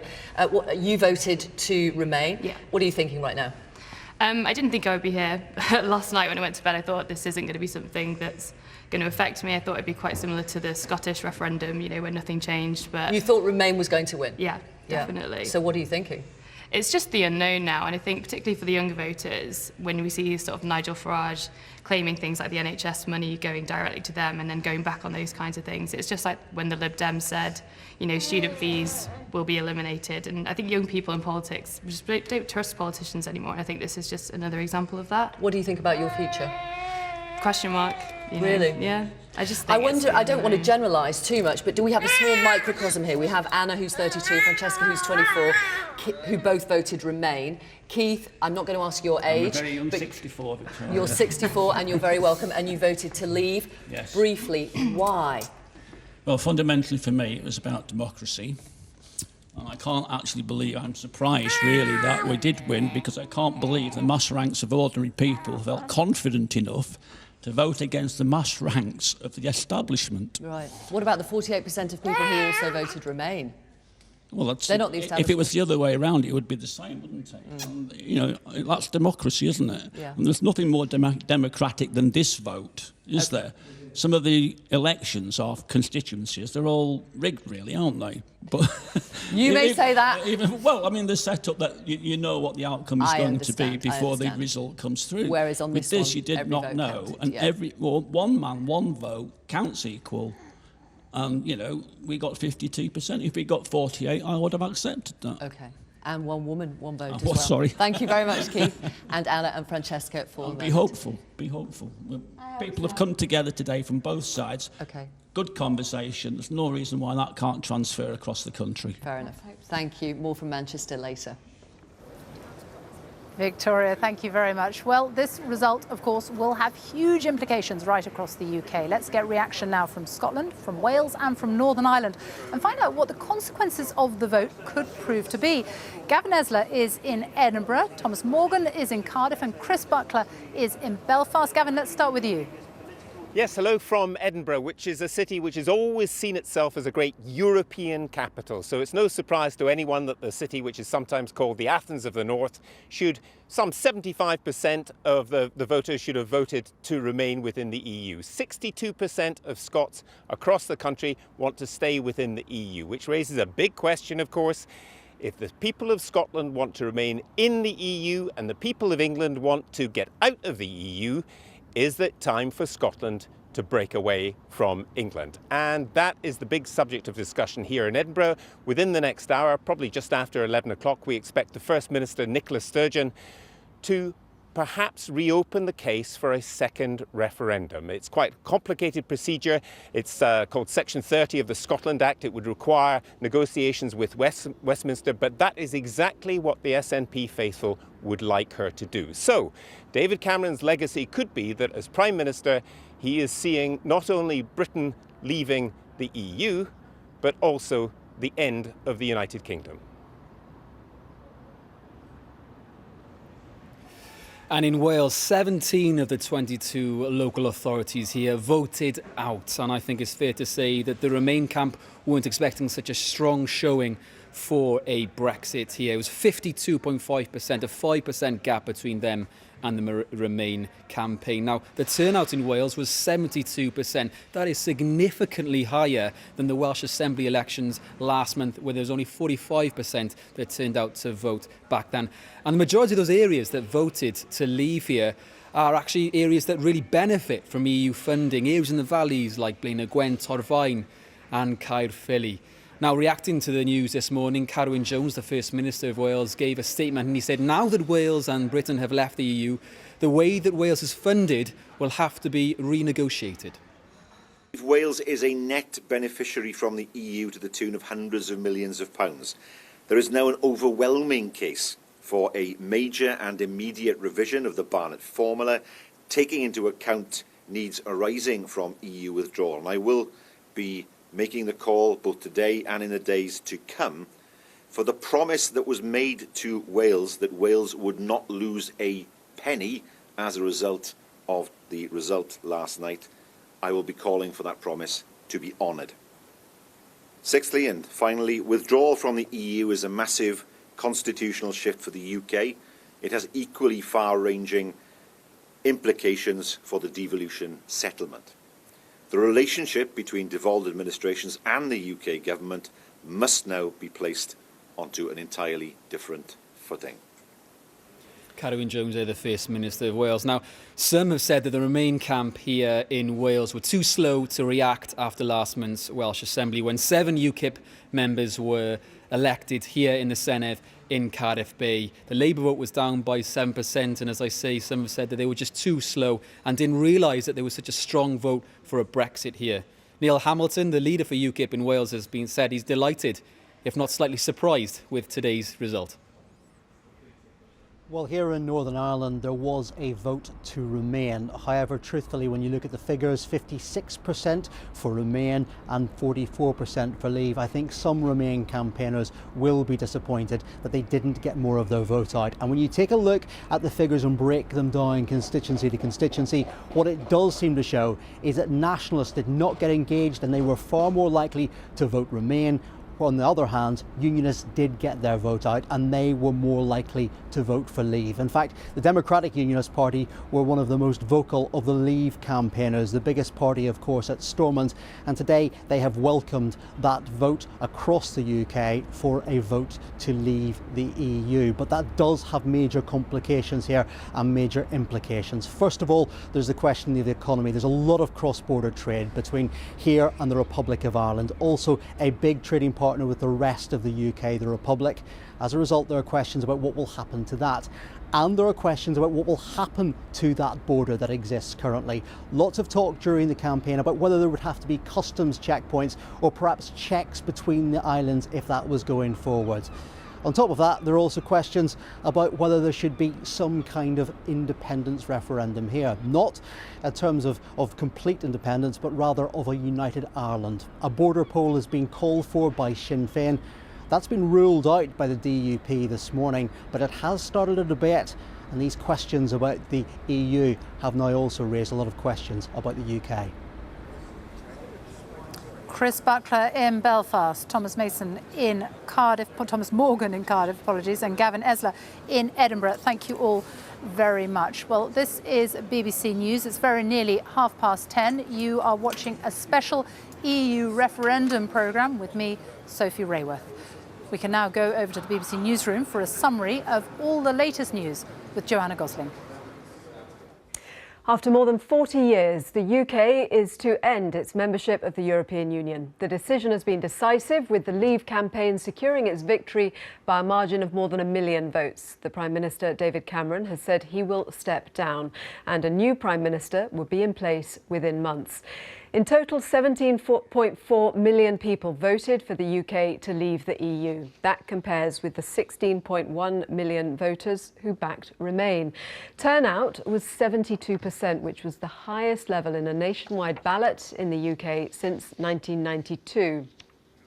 As the UK woke up to the news it is to exit the European Union, Leave campaigners began celebrating. UKIP's leader Nigel Farage led those in Westminster, saying June the 23rd should now be regarded as Britain's Independence Day.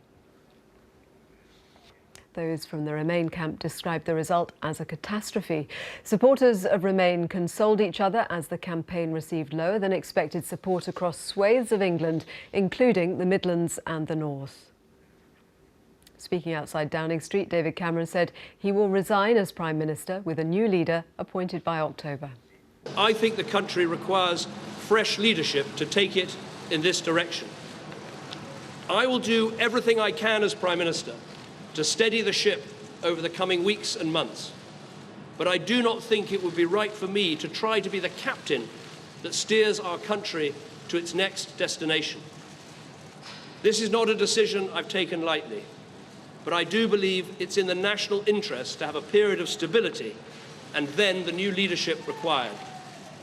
There is no need for a precise timetable today, but in my view, we should aim to have a new Prime Minister in place by the start of the Conservative Party conference in October.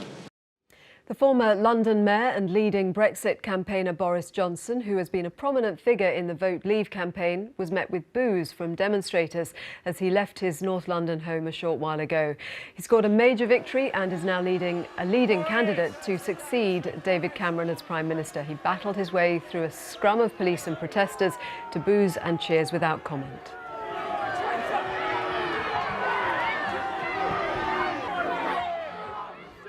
The results have upset the world's financial markets. The pound plunged. It's the biggest one-day drop in 30 years. It fell to levels not seen since 1985. The governor of the Bank of England, Mark Carney, who had previously warned of the dangers of a vote to leave the EU, sought to reassure financial markets. He said the bank was well prepared for a leave vote.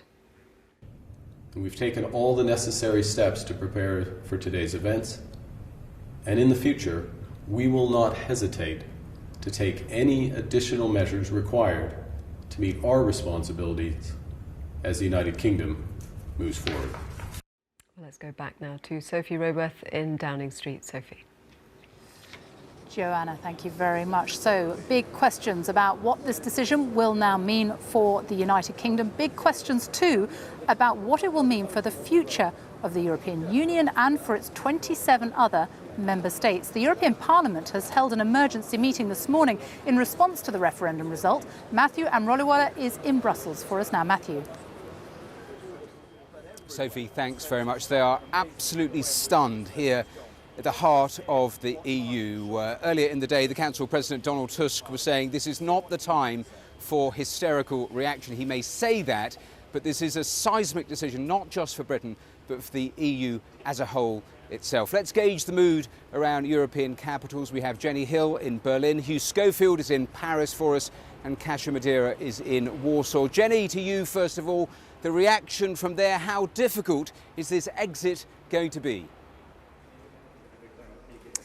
Well, I've spent the morning here in the German Parliament, and I can tell you that the sense of shock and disbelief is really very striking. I think even at the very highest level here in Germany, nobody really expected this. But, you know, we're already getting the sense from politicians here that they're not going to make it easy for Britain to negotiate some kind of new relationship with the EU. Already 3 MPs have said to me separately, Britain can't expect to cherry pick when it renegotiates its relationship.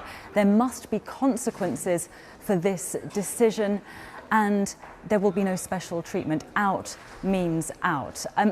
Don't underestimate the sense of sadness there is here too. I think the Vice-Chancellor Sigmar Gabriel spoke for many when he tweeted first thing this morning, damn, this is a bad day for Europe. But the reason that MPs are starting to talk in such tough terms is because they are really concerned that this could precipitate fallout within Europe, potentially the erosion, even the breakup of the European Union. So they're very keen to discourage any other countries following Britain to the door. Of course, they're going to face a lot of lobbying from industry here in Germany. There are huge commercial ties, of course, between Germany and Britain. For now, though, there is very much a profound sense of shock. We're waiting to hear from Angela Merkel in the next couple of hours, but many MPs have said this morning this is a sad day for Britain, for Germany and for Europe. For the view from France now, let me hand you to Hugh Schofield, who's in Paris. Yes, where President Francois Hollande must have been one of many leaders in Europe who got up this morning feeling that the world had somewhat shifted on its axis after the seismic vote in Britain. The president has had a pretty torrid time of it of late with various other matters on his agenda. This is even more terrible news for him, and he will be doing all he can to react to it. He's holding his a meeting now with his inner cabinet. Up till now, the whole process of Europe has been one of integration. The watchword in the article of faith almost here in France has been European integration. Now that this prospect has emerged of the very opposite of integration, disintegration, and that is preoccupying him greatly. So he's meeting now with his inner cabinet, and he will come out quite soon to give some kind of statement. I think we can more or less work out what he's going to say. He's going to say that he and other European leaders take note of the British decision. It is a democratic decision. And that therefore he wants the process of separation to take place very quickly indeed. I think there'll be very little patience here at all for any kind of delay in invoking Article 50. And he'll be very clear too that there will be no favours given to the Britain, no kind of halfway house in the British separation. But for the rest, he will talk about the EU and the need for a new leap forward and the need for, as Jenny was saying, no more contagion, because the great fear here is, of course, Le Pen's party in the National Front taking advantage of this to push its agenda. Now I must hand you over to Warsaw and Kasia Madeira. Well, I can say that that sense of shock here in Poland is absolutely echoed. The Foreign Minister Witold Waszczykowski said that this is bad news for Europe and bad news for Poland. Let's not forget that Poland has around 1 million or so of its nationals living and working in the UK. What is going to happen to all of these people? Their future is uncertain, and their future is of deep concern here for the government here in this country, because they send back around $1 billion a year, so a sizable chunk of money. Now, will they need visas? Will they need travel permits? Will they need work permits? This is all for discussions for the future, but it's this sense of sadness and also a sense of loss. I've been speaking to some students, one who is going off to Oxford University, who says that she feels unwanted. She feels unwanted by the UK, and her future is so bright. So a real sense of loss, and also a political loss for the Polish government here, because of course their ally, the British Conservative Party, was a huge political force in the European Conservatives and Reformists. So it's a day of shock at the moment. I think Poles here are just coming to grips after yesterday, when Polish politicians from both parties, from all the parties governing and opposition, were saying hold your fingers, which means basically keeps your fingers crossed for the UK. So now I guess it's a matter of how Poland will agree some kind of agreements with the United Kingdom, how will Brussels deal with it, which leads me back to you, Matthew. All right, Kasia, Hugh and Jenny, thanks to all of you. I mentioned Donald Tusk a few moments ago. He is due to have a news conference within the next half hour with Jean-Claude Juncker. Mr. Juncker earlier in the week saying he wouldn't resign if in effect he'd overseen a Brexit vote. So both of those will speak in the next half hour. I'm not sure they ever really had real contingency plans. They better get some. Sophie, back to you. Matthew, thank you. Well, while there is shock across large parts of Europe, celebrations here. Millions of people who voted to leave can't believe that they have finally got what they wanted for so long. UKIP's Nigel Farage, we've already heard from him this morning. He's called it Independence Day for the UK, and he's tweeted a short time ago that he had kippers and champagne for breakfast. The people we haven't heard from yet, though, are the key figures of the Leave campaign: Boris Johnson, Michael Gove and Labour's Gisela Stewart. They are all expected to appear together at around 11 o'clock this morning. And we are also expecting to hear as well from Scotland's First Minister, Nicola Sturgeon, all around 11 o'clock this morning. We will, of course, bring you that live as soon as it happens. In the meantime, let's give you a proper breakdown of how the United Kingdom voted yesterday. Over to the BBC Newsroom now, and Christian Fraser. Thank you, Sophie. Good morning, everyone. Yes, let's have a look at those numbers then in a little more detail. All the results in. We'll start with a look at England, shall we? Over 28 million people voted on Thursday. You can see that there was a pretty high turnout. In fact, the biggest turnout since 1992.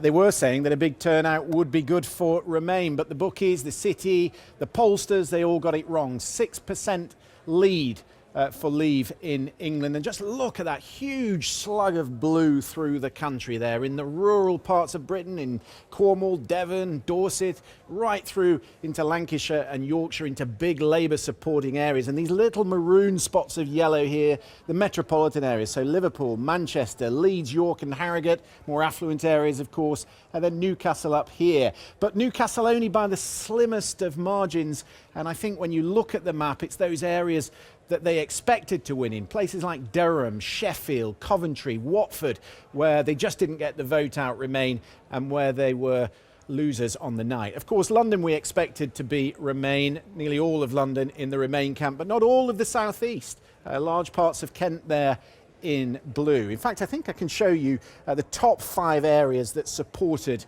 Leave. You'll see that 2 places in Lincolnshire are top of the pile. There you go, Boston and South Holland, well over 70% there. Castle Point in Essex, Thurrock and Great Yarmouth we know as big UKIP areas. And I'll just show you the top 5 Remain. No surprise there at the top, Gibraltar, of course, next to Spain, 96%, almost universal in Gibraltar. But then also the London boroughs, Lambeth, Hackney, Haringey and Foyle in Northern Ireland, which we'll talk about in a second. But let's take a closer look at Scotland. 32 regions in Scotland, every one of them going to Remain. But the interesting thing was the turnout. 2.7 million people voted in Scotland. The turnout was 67%, which was less than the UK average, 85% in the independence referendum, so much lower. Maybe some voter fatigue, 4 elections, of course, in under 2 years in Scotland. But the result, as we've been hearing from Gavin in Edinburgh, overwhelming, 62% to 38% for Leave. And of course, that opens up that question of a second independence referendum vote in Scotland. Similar picture in Northern Ireland, and an interesting picture as well. The vote perhaps split along some sectarian lines here. So 3 areas of Belfast out of 4 voting for Remain, but it's these areas close to the border, look, all in yellow. The turnout, again, lower than the UK average, 790,000. But let's take a final look at Wales, because this will be a huge disappointment to Labour and to Jeremy Corbyn. Only 5 of the 22 areas in Wales going to Remain. So Cardiff, yes, went to Remain, but Swansea didn't. And also some key areas like Merthyr Tydfil, Newport, Caerphilly, all going towards Leave. Again, turnout very high in Wales, and a similar picture when it's rounded up, 6-point lead for Leave over Remain. All those figures, incidentally, are on the website, so if you want to have a look at the website, do take a look, bbc.co.uk/news. Christian Fraser, thank you very much. Well, a short time ago, the former Prime Minister, Tony Blair, gave his reaction to the referendum result, and he said that he felt personally sorry for David Cameron. This is what he had to say. We are a divided country, which is why it's important for the Prime Minister and for others to try and bring the country together and work out a way through this. And I don't think we should take any rash decisions at the moment. In the next days and weeks, we've got to see what the fallout is. We've got to handle that in a mature and sensible way. I think the Prime Minister is absolutely right not to invoke the Article 50 process at this point in time. We've got to reflect, we've got to unite, and then we've got to chart a way forward that's in the interest of the country, because we're dealing with massive questions. I mean, these are questions of fundamental importance to our future, economically, in our security, in our politics. Tony Blair speaking there this morning. Well, political reaction continues to filter through both to Britain's historic decision to leave the EU and to the Prime Minister's resignation. Let's go to College Green at Westminster and Andrew Neil. Thanks, Sophie. I've got 3 backbenchers here. Graham Brady, Conservative MP. He's a sort of shop steward for Tory backbenchers. Yvette Cooper, Labour MP, former Minister, and Owen Paterson, Tory MP, who campaigned for Leave.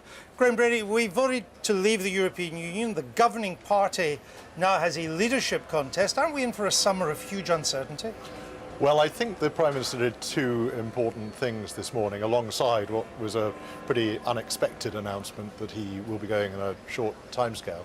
The first was that he made it clear that he's not going immediately, so we have that period of continuity at least running up to the autumn, and I think that's crucial in settling the markets and calming people down.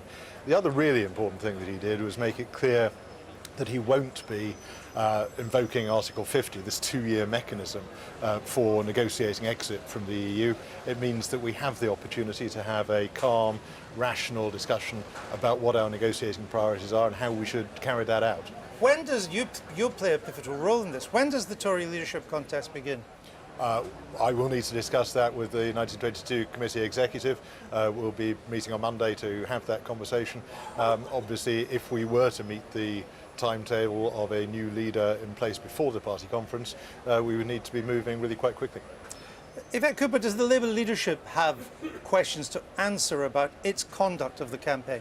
I think there are some very difficult questions for the Labour Party. Look, we are in some very difficult waters now, very dangerous waters, and whether that's about the market stability, about the negotiations, and we have got a responsibility now to get the best deal for the country and to show some leadership working with the government in order to do so.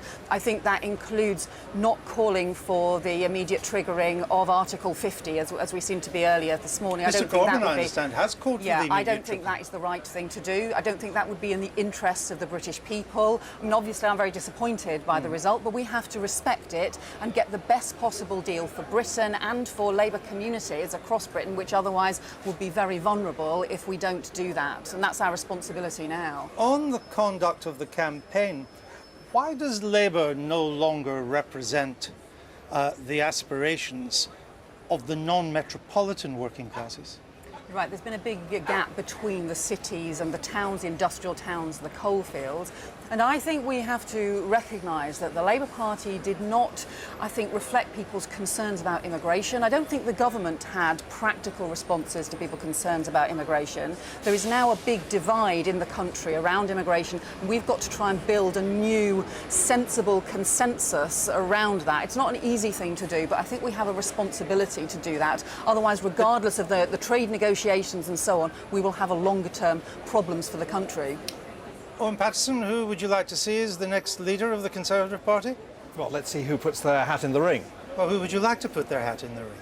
I'm not going to name a candidate at the moment. Let's just see who wants to put... We only heard about this incoming... you tried to tell me you've not been thinking about it. No, I haven't really, no. I've been concentrating on winning the vote last night, which I'm absolutely delighted we succeeded in doing. Is it not the case that Boris Johnson, given that he went effectively to head up the Leave campaign, is pretty unstoppable?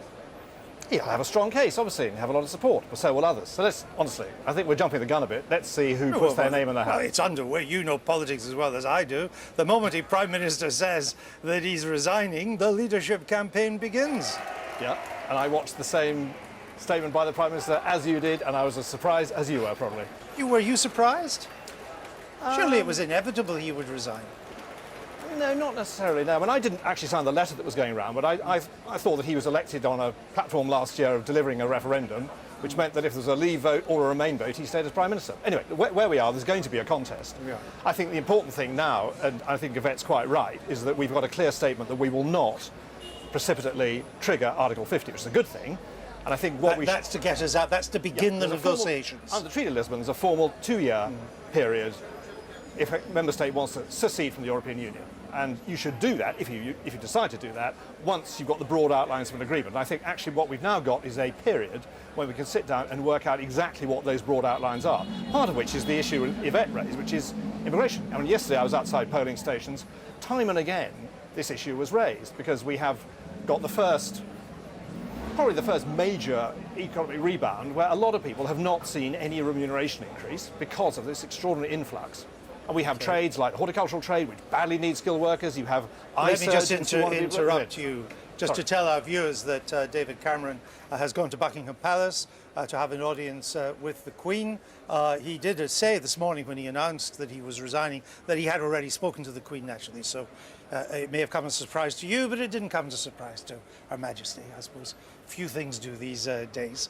Tell me about the leadership contest. You've got to be a Tory MP to stand. Yes. And a number will throw their hats into the ring, and the Tory MPs have first go. They whittle it down to two? That's right. The rules require that we provide a choice of candidates for the party in the country.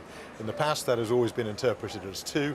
I can't see any reason why we would be likely to change that, but it'll be a decision for the 1922 executive, then in consultation with the board of the party.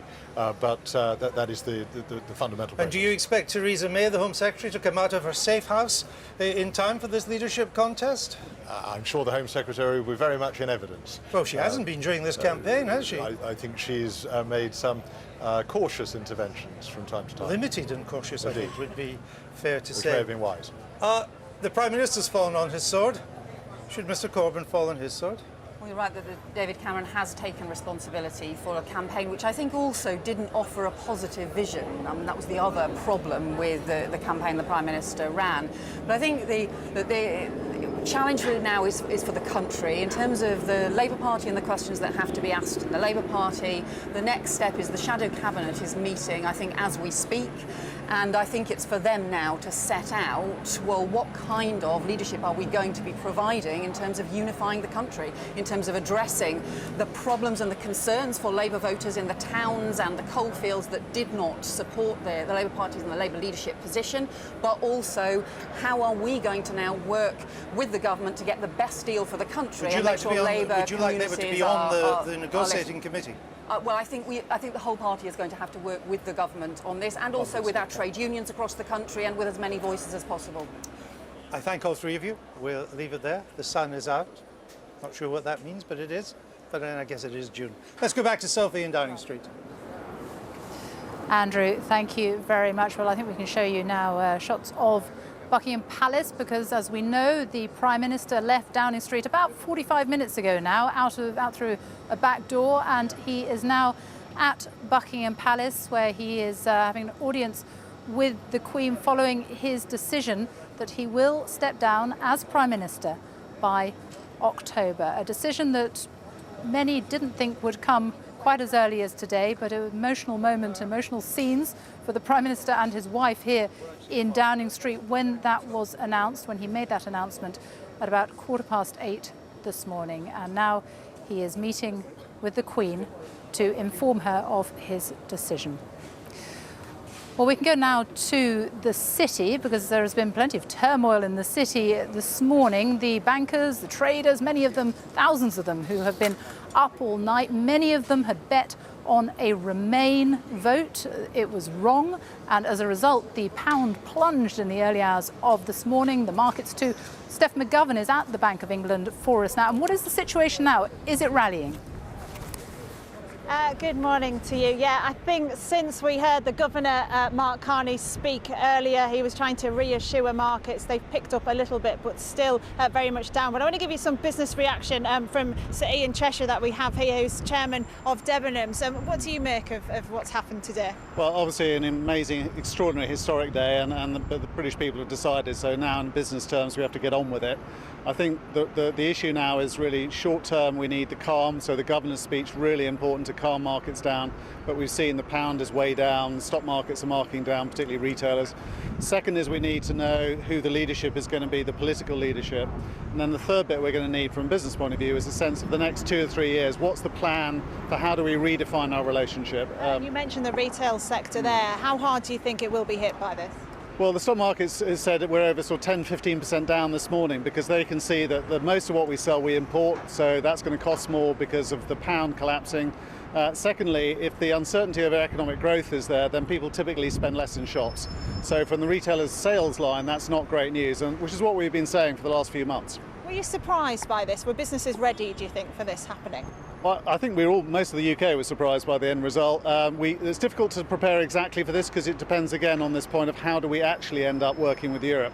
I think what has been really noticeable is how much more divided the country has been on this issue, with basically certainly the younger population voting to stay, and then certain regions voting to leave, and that degree of difference has been much more sharply marked than I would have expected. Sir Ian Cheshire, thank you very much for your time this morning. That's it for me here at the Bank of England this morning. Steph McGovern, thank you. Let's just show you now some images from the location in central London, where we are expecting shortly to hear from the leading figures of the Leave campaign. Boris Johnson will be speaking, Labour's Gisela Stewart and Michael Gove as well. That is expected in about 5-10 minutes' time. We will bring you that live as soon as we get it. But now let's get some reaction from Victoria Derbyshire in Manchester with a panel of people who she has assembled. Well, Steph was talking about the events in the city and the reaction in the city. We've been talking about the economy here and people's money with voters as they drop into the People's Museum to discuss the people's vote, which is to leave the European Union. Paddy, you voted to leave and you believed those economic forecasts from the Remain campaign and still went for leave. Why? Yeah, after considering the forecasts, I did think it was inevitable that there would be a temporary shock to the forecast, pound, the FTSE. But I think that for the point of democracy, to be able to make our own laws and to decide our own sort of future, plus the strength of the UK economy, I believe that would only be temporary, but I thought that would be... But so a potentially a temporary recession, yes, some job losses, that will be worth it for the strength that it gives our democracy? I believe that there would be a pessimistic sort of devalue of the pound, let's say, but I think that after a while that would pick up because I believe that the UK economy is strong. Bex, what do you think of that? You voted to Remain. Yeah, I voted to Remain. I think we are stronger as a bloc. I think when people talk about Great Britain, I think we've kind of moved past that point. We're a part of a global economy and we need to be part of a bigger economy. But what about Paddy's point of view, that a temporary shock is worth it to him? I'm not convinced, and I wanted to vote on a kind of bigger level, and I was worried about people at the bottom of the economy. I think we're going to have real problems with people at the bottom of the economy. The weakest and the poorest are going to struggle the most. I think I'm going to be okay, but I have got worries. I bought a house 10 weeks ago, and we don't know what's going to happen with the interest rates. I work in academia. A lot of that money comes from the EU. So where's all that going to go? So I've got some personal worries, but I've also got some worries for the poorer people of the world. Jules, you voted to Remain. When you see events in the city, when you see the Governor of the Bank of England come out immediately after David Cameron to try to reassure the markets, what do you think here in Manchester? Well, clearly we knew we was going to have a shock. It's probably been a double whammy with David Cameron going as well. We just need to stay strong and keep our resolve here. The markets have already started to move back a little bit. I think tomorrow is going to paint a lot different a picture on the whole economy anyway. Well, tomorrow's Saturday, so when the markets when the markets reopen on Monday. So it's a new day, and like I said earlier, the one thing that we don't want to happen is to talk ourselves into a recession and talk ourselves down. We've got to remain positive. Everyone is nodding in agreement. That's right. The decision has been made now, and I voted Remain for various reasons, but I'm not dismayed either by the result. So for me personally, I'm going to get behind it in any way I can, and just look forward to a brighter future. The decision's been made. Let's just all get behind it, keep smiling, and do that the best we can. Do you feel positive, like Jules does, Bex? Do you accept the result? I do accept the result. We're in a democracy and the decision has been made. I know there's a petition going around to overturn it. I'll be interested to see what happens with that. What, an online petition? Yeah, okay. With people saying, it wasn't representative and it's too tight and it should... Oh my gosh, it was a huge turnout, 72%. So I thought that's kind of fascinating. But I mean, we were out later at an industry event last night, so got up just in time to see and was really surprised. But the one thing that had persuaded me maybe towards the Leave vote was the idea that I'm in a digital economy, so it's very global, and therefore does geography actually matter that much? But I think there is still something about geography and local history and being part of an area that we've had relationships with for a long time. Do you think that stops now? No, I don't think it stops. Okay. That's what I hope. But I'm hoping that the kind of vitriol that's gone on with the campaign, that people can leave that behind and say, if this is where we're going, then we need to go this way and we need to go in a positive way. Thank you, Bex, for the moment. Thank you, all of you. And more from Manchester a little later. Victoria. Thank you.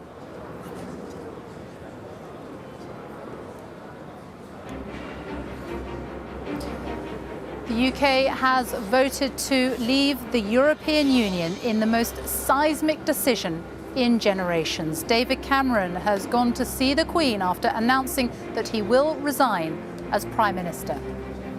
52% of people who cast a ballot made the momentous decision to leave the EU. The Prime Minister earlier gave an emotional address explaining his decision to go.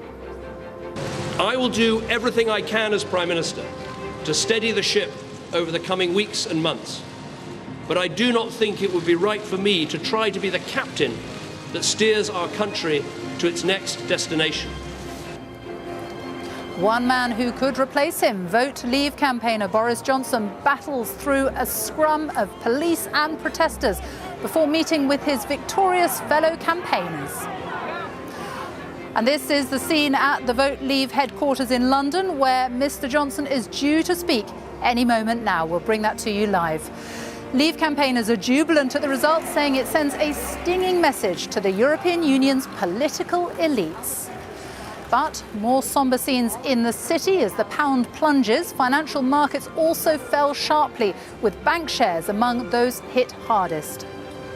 The leadership debate in the Tory party has already begun here after David Cameron's announcement that he's going, but the repercussions of yesterday's vote have rocked the whole of Westminster. What does it mean for the Labour Party and for UKIP too? I'm talking to leading politicians and commentators about what happens next in British politics and for the future of the UK and the EU.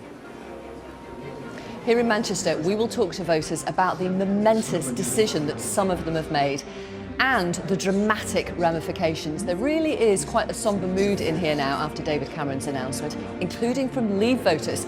So we will ask about people's hopes and fears for the United Kingdom now.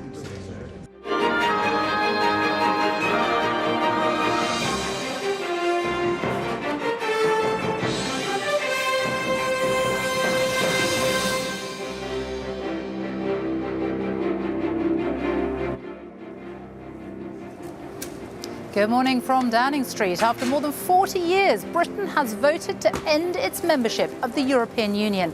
The vote was decisive. 52% chose to leave the EU and 48% wanted to stay. David Cameron has announced that he is to step down as Prime Minister, and he is currently at Buckingham Palace for an audience with the Queen. Mr. Cameron, who argued strongly for the Remain campaign, said the will of the people must be respected and fresh leadership was required, with a new Prime Minister in place by October. Shots there of the Prime Minister's car travelling through central London right now. Well, UKIP's leader, Nigel Farage, has called the result Britain's Independence Day. The prominent Leave campaigner, Boris Johnson, was booed by some in the crowds outside as he left his home this morning, cheered though by others. We're expecting to hear from him at a news conference in the next few minutes. Well, the final result shows that Leave secured its victory by a margin of more than 1 million votes. In total, 17.4 million people voted for the UK to leave the EU. That compares with the 16.1 million voters who backed Remain. More than 72% of eligible voters took part, a high turnout. In England, more than 15 million people voted for the UK to leave the European Union. 13.2 million people backed Remain. In Scotland, every voting area came out in favour of Remain. 62% of Scottish voters backed Remain, with 38% backing a Leave vote. In Wales, Leave won over 52% of the vote and secured the most votes in all but 5 of the 22 counting areas. In Northern Ireland, the only part of the UK that shares a border with the European Union, voters backed Remain, with 55% of voters choosing to remain in the EU, with 45% voting to leave it. Well, that is how the results across the UK look this morning. We will, of course, continue to discuss in great detail what it all is going to mean for you, what it will mean for the United Kingdom and also for the European Union. But first, our political correspondent, Carol Walker, has this report on the dramatic events so far.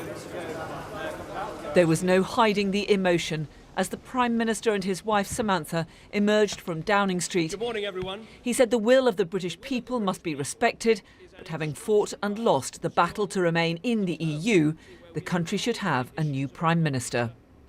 I fought this campaign in the only way I know how, which is to say directly and passionately what I think and feel, head, heart and soul.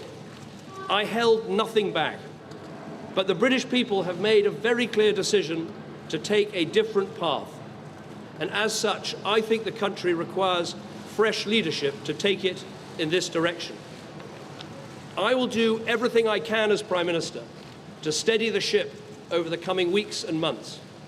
But I do not think it would be right for me to try to be the captain that steers our country to its next destination.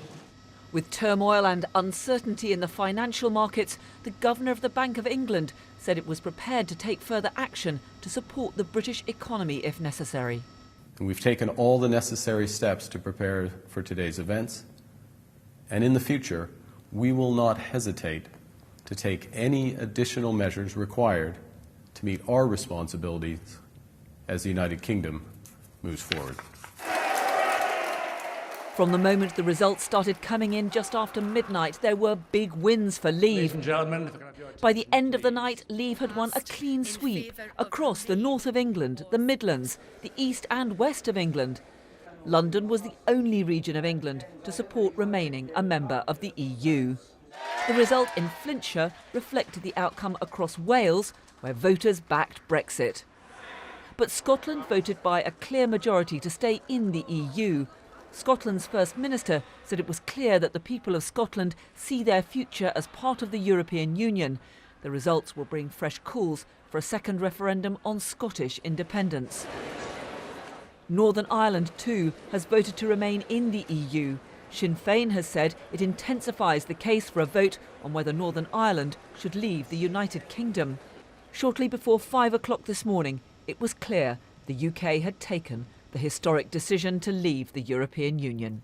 Well, at 20 minutes to 5, we can now say the decision taken in 1975 by this country to join the common market has been reversed by this referendum to leave the EU.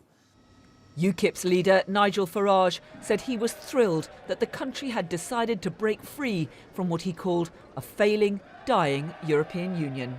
70 million people have said we must leave the European Union. We now need a Brexit government. A government that gets on with the job. A government that begins the renegotiation of our trade relationship. The Labour leader said he hoped the negotiations with the European Union would include efforts to protect British workers. Clearly, there are some very difficult days ahead. The value of the pound has already fallen, and there will therefore be job consequences as a result of this decision. Thank you very much. A momentous day for Britain, for Europe, as the country embarks on a new and uncertain future, outside the EU and under a different leader. Carol Walker, BBC News, Westminster. Well, I'm joined now by our assistant political editor, Norman Smith. We've seen David Cameron has left Buckingham Palace now. He's driving through central London. We don't know where to.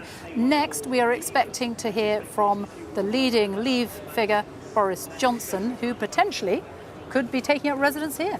More than potentially, perhaps likely to be taking up residence, because he is absolutely in pole position now. We'll hear from him shortly. We haven't really heard an official response from the Leave side yet. We've heard plenty from Nigel Farage. Nigel Farage has been urging a quick retreat from Europe, if you like. He doesn't want us to hang around. Everything we've heard from the official Leave campaign is, let's not rush this. But I think we can cross actually to the Leave campaign, and there's Gisela Stewart, Boris Johnson and Michael Gove, and Gisela Stewart is speaking. Went to the voting booth and made their decision about a relationship of over 40 years with the European Union. It was the largest and most extensive democratic exercise we have seen. And the people by a majority decided that they wished to leave the European Union. Vote Leave is a cross-party organisation, and we have always acted in a way which was in the interest of the country and not in sectional interests. I think it is now incumbent to all party leaders to also reflect to what extent they are representing and reflecting the views of the voters. This is the most extraordinary opportunity of democracy. I think the process which is beginning now of implementing the wish of the people will, in the be seen as not only freeing the United Kingdom, but also be in the interest of Europe. We are still, and always have been, an exceptionally outward-looking country. We will continue to be so. We will be a good neighbour. We will be a good internationalist. But we will have taken back control of our democratic institutions.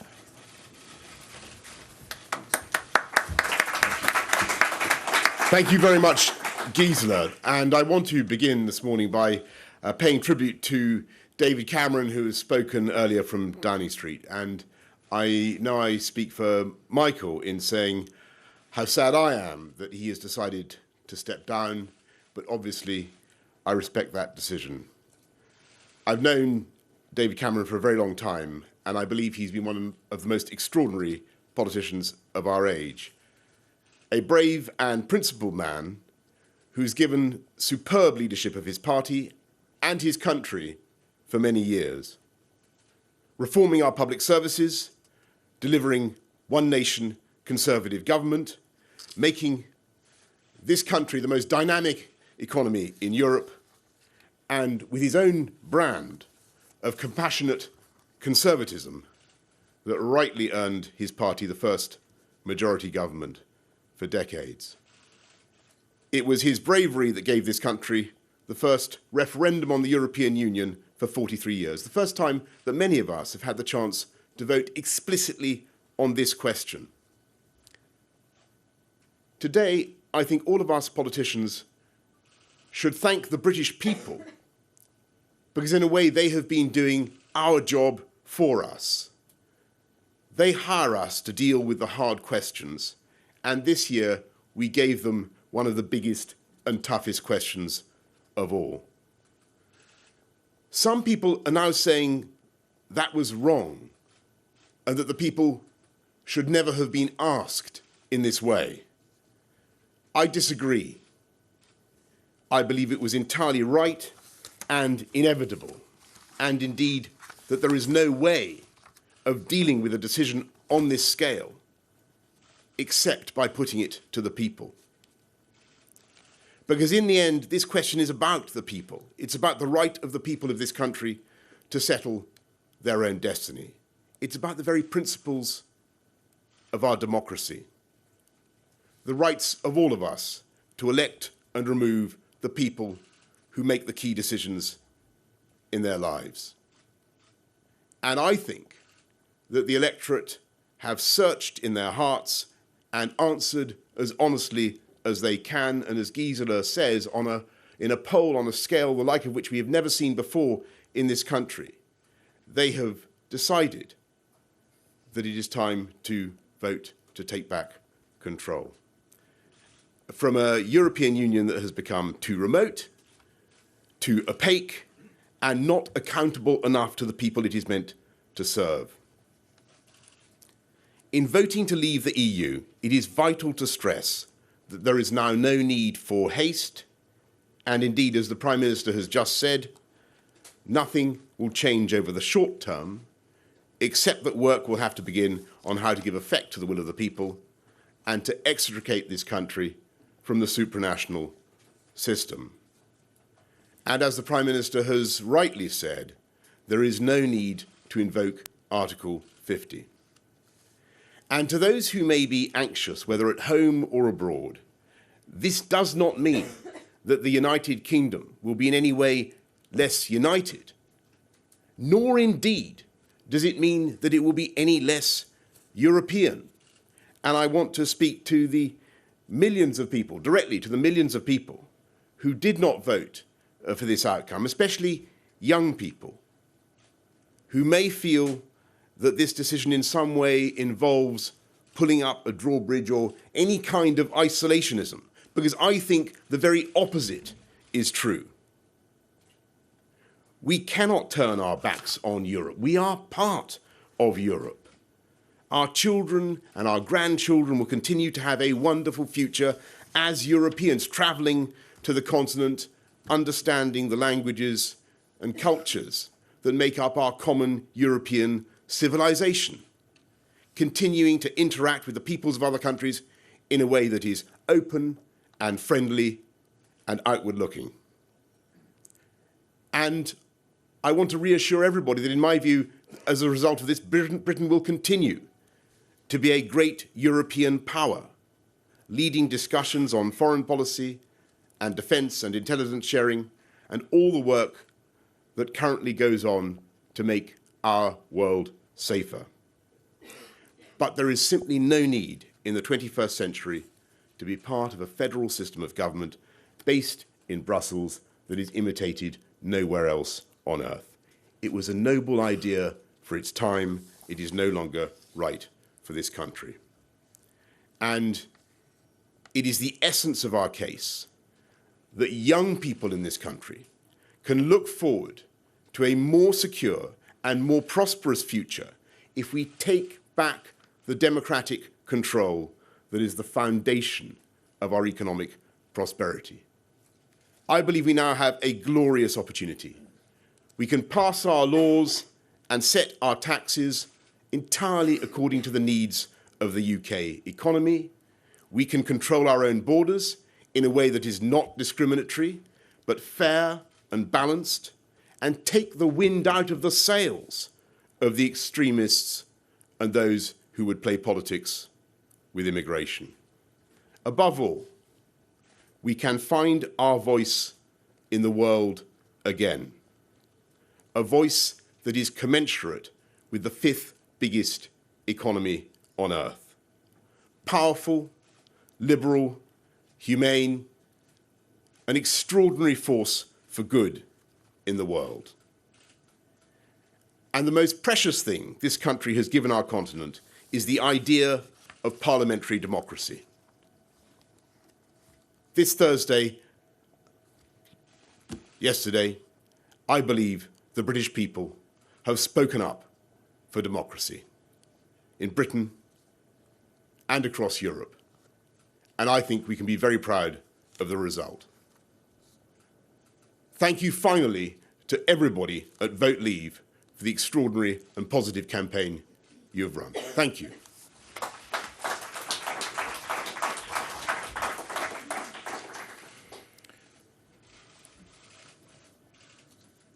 I want to join Boris in paying tribute to the Prime Minister. He has led this country with courage, dignity and grace. He and the Chancellor rebuilt our economy. He has made opportunity more equal in our society. He has exemplified the very best in public service. He deserves to be remembered as a great Prime Minister. He called this referendum so the British people could decide one big question. Should we leave the political structures of the European Union?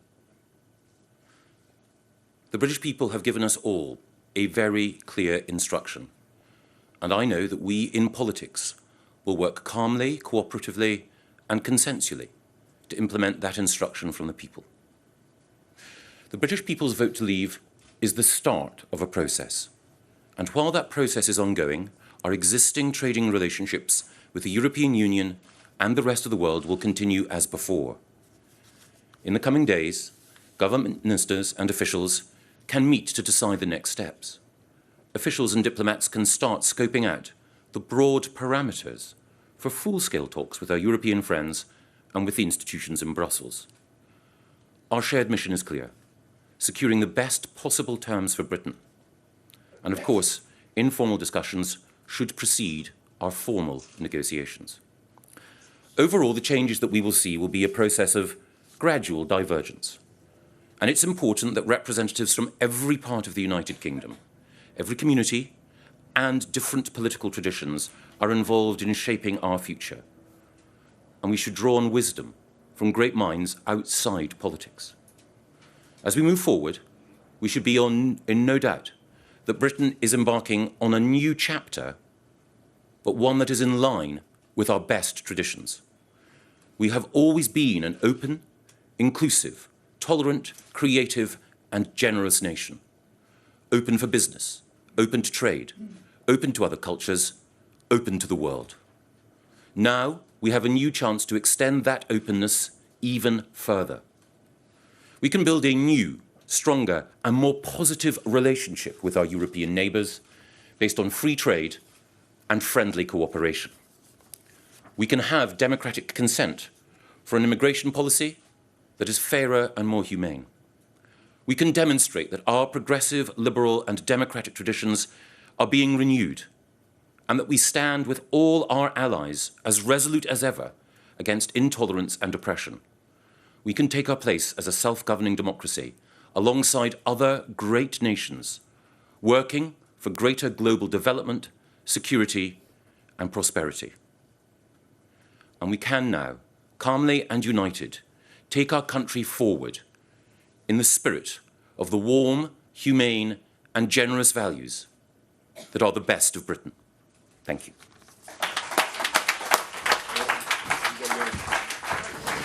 Michael Gove, Boris Johnson and Gisela Stewart leaving the stage there in central London. Our assistant political editor, Norman Smith, is here with me now. I mean, calm, statesmanlike, measured, almost a sombre tone. What did you make of what they had to say? They know this has been a profoundly divisive contest. Indeed, you know, it split the country. And so the message was one of reassurance and binding together. I thought it interesting that Boris Johnson very deliberately went out of his way to appeal to young people.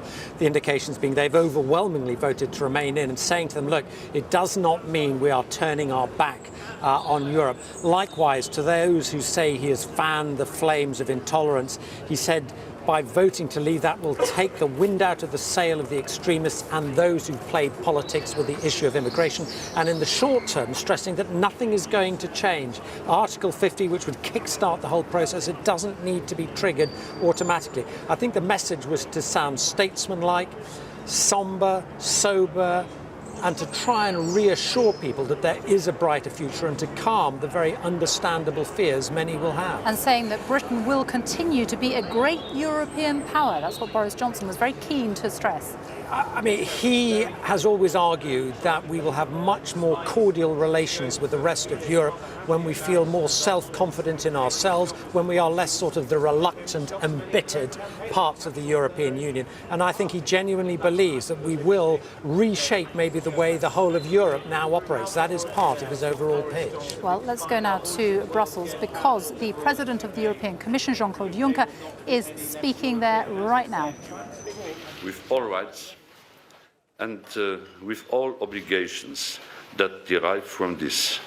According to the treaties which the United Kingdom has ratified, EU law continues to apply to the full to and in the United Kingdom until it is no longer a matter. As agreed, the new settlement for the United Kingdom within the European Union, reached at the European Council in February this year, will now not take effect and ceases to exist. There will be no renegotiation. There will be no renegotiation. As regards the United Kingdom, we hope to have it as a close partner of the European Union in the future. We expect the United Kingdom to formulate its proposals in this respect. Any agreement which will be concluded with the UK as a third country will have to reflect the interests of both sides and be balanced in terms of rights and in terms of obligations. I will take 2 questions and a half. Thank you, Cécile. Ah, pardon. These are too much. Cécile.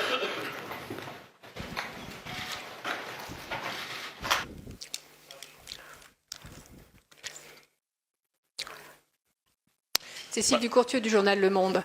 Qu'attendez-vous du moteur We refer to the Franco-German driving force within the European Union. What do you expect from that now over the next few days? President Juncker, well, it's called indeed the driving force, and I expect France and Germany to take a very clear position. OK, well, we're going to leave Jean-Claude Juncker there speaking in Brussels, because we're going to go straight to Scotland's First Minister, Nicola Sturgeon. Scotland, like London and Northern Ireland, voted overwhelmingly to remain in the European Union. We voted to protect our place in the world's biggest single market and the jobs and investment that depend on it. We voted to safeguard our freedom to travel, live, work and study in other European countries. And we voted to renew our reputation as an outward-looking, open and inclusive country. It is significant, in my view, that we did so after a campaign that was positive about the EU and about the benefits of migration.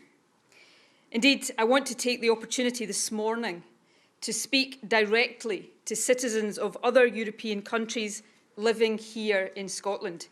You remain welcome here. Scotland is your home and your contribution is valued. Unfortunately, of course, yesterday's result in Scotland was not echoed across the whole of the United Kingdom.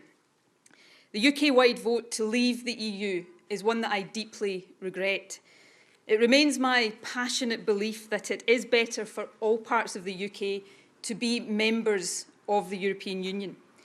But the vote across England and Wales was a rejection of the EU, and it was a sign of divergence between Scotland and large parts of the rest of the UK and how we see our place in the world. But this vote wasn't just about the EU. It was also a clear expression of the disaffection with the political system that is felt in too many communities. Communities taken for granted by Labour for generations and punished with austerity cuts by the Tories for a financial crisis they didn't cause, used this referendum to make their voices heard. The Westminster establishment has some serious soul-searching to do, and I hope very much that it now does it. But as First Minister of Scotland, I have a duty to respond not just to the outcome across the UK, but also and in particular to the democratic decision taken by the people of Scotland. As things stand, Scotland faces the prospect of being taken out of the EU against our will. I regard that as democratically unacceptable. And of course, we face that prospect less than 2 years after being told that it was our own referendum on independence that would end our membership of the European Union and that only a rejection of independence could protect it. Indeed, for many people, the supposed guarantee of remaining in the EU was a driver in their decision to vote to stay within the UK. So there is no doubt represents a significant and a material change of the circumstances in which Scotland voted against independence in 2014. My job now is to act responsibly and in the interests of all of Scotland, and that is what I intend to do. The Cabinet will meet tomorrow morning to discuss our next steps in more detail, but I want to set out now some immediate priorities. Firstly, we have an urgent job to do to provide as much reassurance and certainty as we can. I spoke a short while ago to the Governor of the Bank of England to discuss his plans to reassure the markets and restore financial stability. Starting this afternoon, ministers will be engaged in discussions with key stakeholders, particularly in the business community, to emphasise that as of now we are still firmly in the EU, trade and business should continue as normal, and we are determined that Scotland will continue now and in the future to be an attractive and a stable place to do business. Our Resilience Committee will meet later this afternoon to oversee these immediate actions. Secondly, I want to make it absolutely clear today that I intend to take all possible steps and explore all options to give effect to how people in Scotland voted. In other words, to secure our continuing place in the EU and in the single market in particular. To that end, I have made clear to the Prime Minister this morning that the Scottish Government must be fully and directly involved in any and all decisions about the next steps that the UK Government intends to take. We will also be seeking direct discussions with the EU institutions and its member states, including the earliest possible meeting with the President of the European Commission. I will also be communicating over this weekend with each EU member state to make clear that Scotland has voted to stay in the EU, and I intend to discuss all options for doing so. I should say that I've also spoken this morning with Mayor Sadiq Khan, and he is clear that he shares this objective for London. So there is clear common cause between us. The discussions that take place over the coming days and weeks will, of course, be led by government, but I will seek the support and ensure the involvement of the Scottish Parliament at every step of the way. I intend to speak to all party leaders later today and make a full statement to the Chamber on Tuesday. I will also make a further statement following tomorrow's meeting of the Scottish Cabinet. Lastly, let me address the issue of a second independence referendum. The manifesto that the SNP was elected on last month said this: the Scottish Parliament should have the right to hold another referendum if there is a significant and material change in the circumstances that prevailed in 2014, such as Scotland being taken out of the EU against our will. Scotland does now face that prospect. It is a significant and material change in circumstances, and it is therefore a statement of the obvious that the option of a second referendum must be on the table, and it is on the table. Clearly, though, there are many discussions to be had before final decisions can be taken. It would not be right to rush to judgment ahead of discussions on how Scotland's result will be responded to by the EU. However, when the Article 50 process is triggered in 3 months' time, the UK will be on a 2-year path to the EU exit door. If Parliament judges that a second referendum is the best or only way to protect our place in Europe, it must have the option to hold one within that timescale. That means we must act now to protect that position. I can therefore confirm today that in order to protect that position, we will begin to prepare the legislation that would be required to enable a new independence referendum to take place if and when Parliament so decides. To conclude, this is not a situation that I wanted Scotland or the UK to be in today. But my responsibility in a climate of uncertainty is to seek to lead us forward with purpose. I know that there is a lot of thinking and talking to be done in the period that lies ahead and before final decisions are taken. The issues that we face are complex. There are many people who voted against independence in 2014 who are today reassessing their decision. Indeed, a very large number of them have contacted me already. However, I know that they will not want me to simply assume their support or to hear me talk about the challenges we face as if they are straightforward. They will want me to be straight and honest with them. Now is the time for me as First Minister to do everything I can to bring people together in common cause and to seek to lead our country forward as one. The need to act decisively must be tempered with the need to build consensus, and it will be. That is my duty as First Minister. After a campaign that has been characterised in the rest of the UK by fear and hate, my priority in the days, weeks and months ahead will be to act at all times in the best interests of Scotland and in a way that unites, not divides us. And let me also be clear about this. Whatever happens as a result of this outcome, England, Wales and Northern Ireland will always be Scotland's closest neighbours and our best friends. Nothing will ever change that. But I want to leave no one in any doubt about this. I am proud of Scotland and how we voted yesterday. We proved that we are a modern, outward-looking, open and inclusive country. And we said clearly that we do not want to leave the European Union. I am determined that we will do what it takes to make sure that these aspirations are realised. In closing, let me just say a word or two about the Prime Minister. David Cameron and I have very many political disagreements, not least over the conduct of this referendum. But as I am learning every single day, leadership is not easy. David has been the Prime Minister of the UK for 6 years. It is a tough job, and whatever our disagreements, he deserves our thanks for his service. I wish him and his family well for the future. From these comments, I'm happy to take some questions. Glenn Campbell. First Minister, if not an independence referendum, what other options are available to you? Well, I think an independence referendum is now highly likely, but I also think it's important that we take time to consider all steps and to have the discussions, not least to assess the response of the European Union to the vote that Scotland expressed yesterday. I am absolutely determined in my responsibility to give effect to how Scotland voted yesterday, and it's important that I take all steps to make sure that we explore all options to do exactly that. Colin.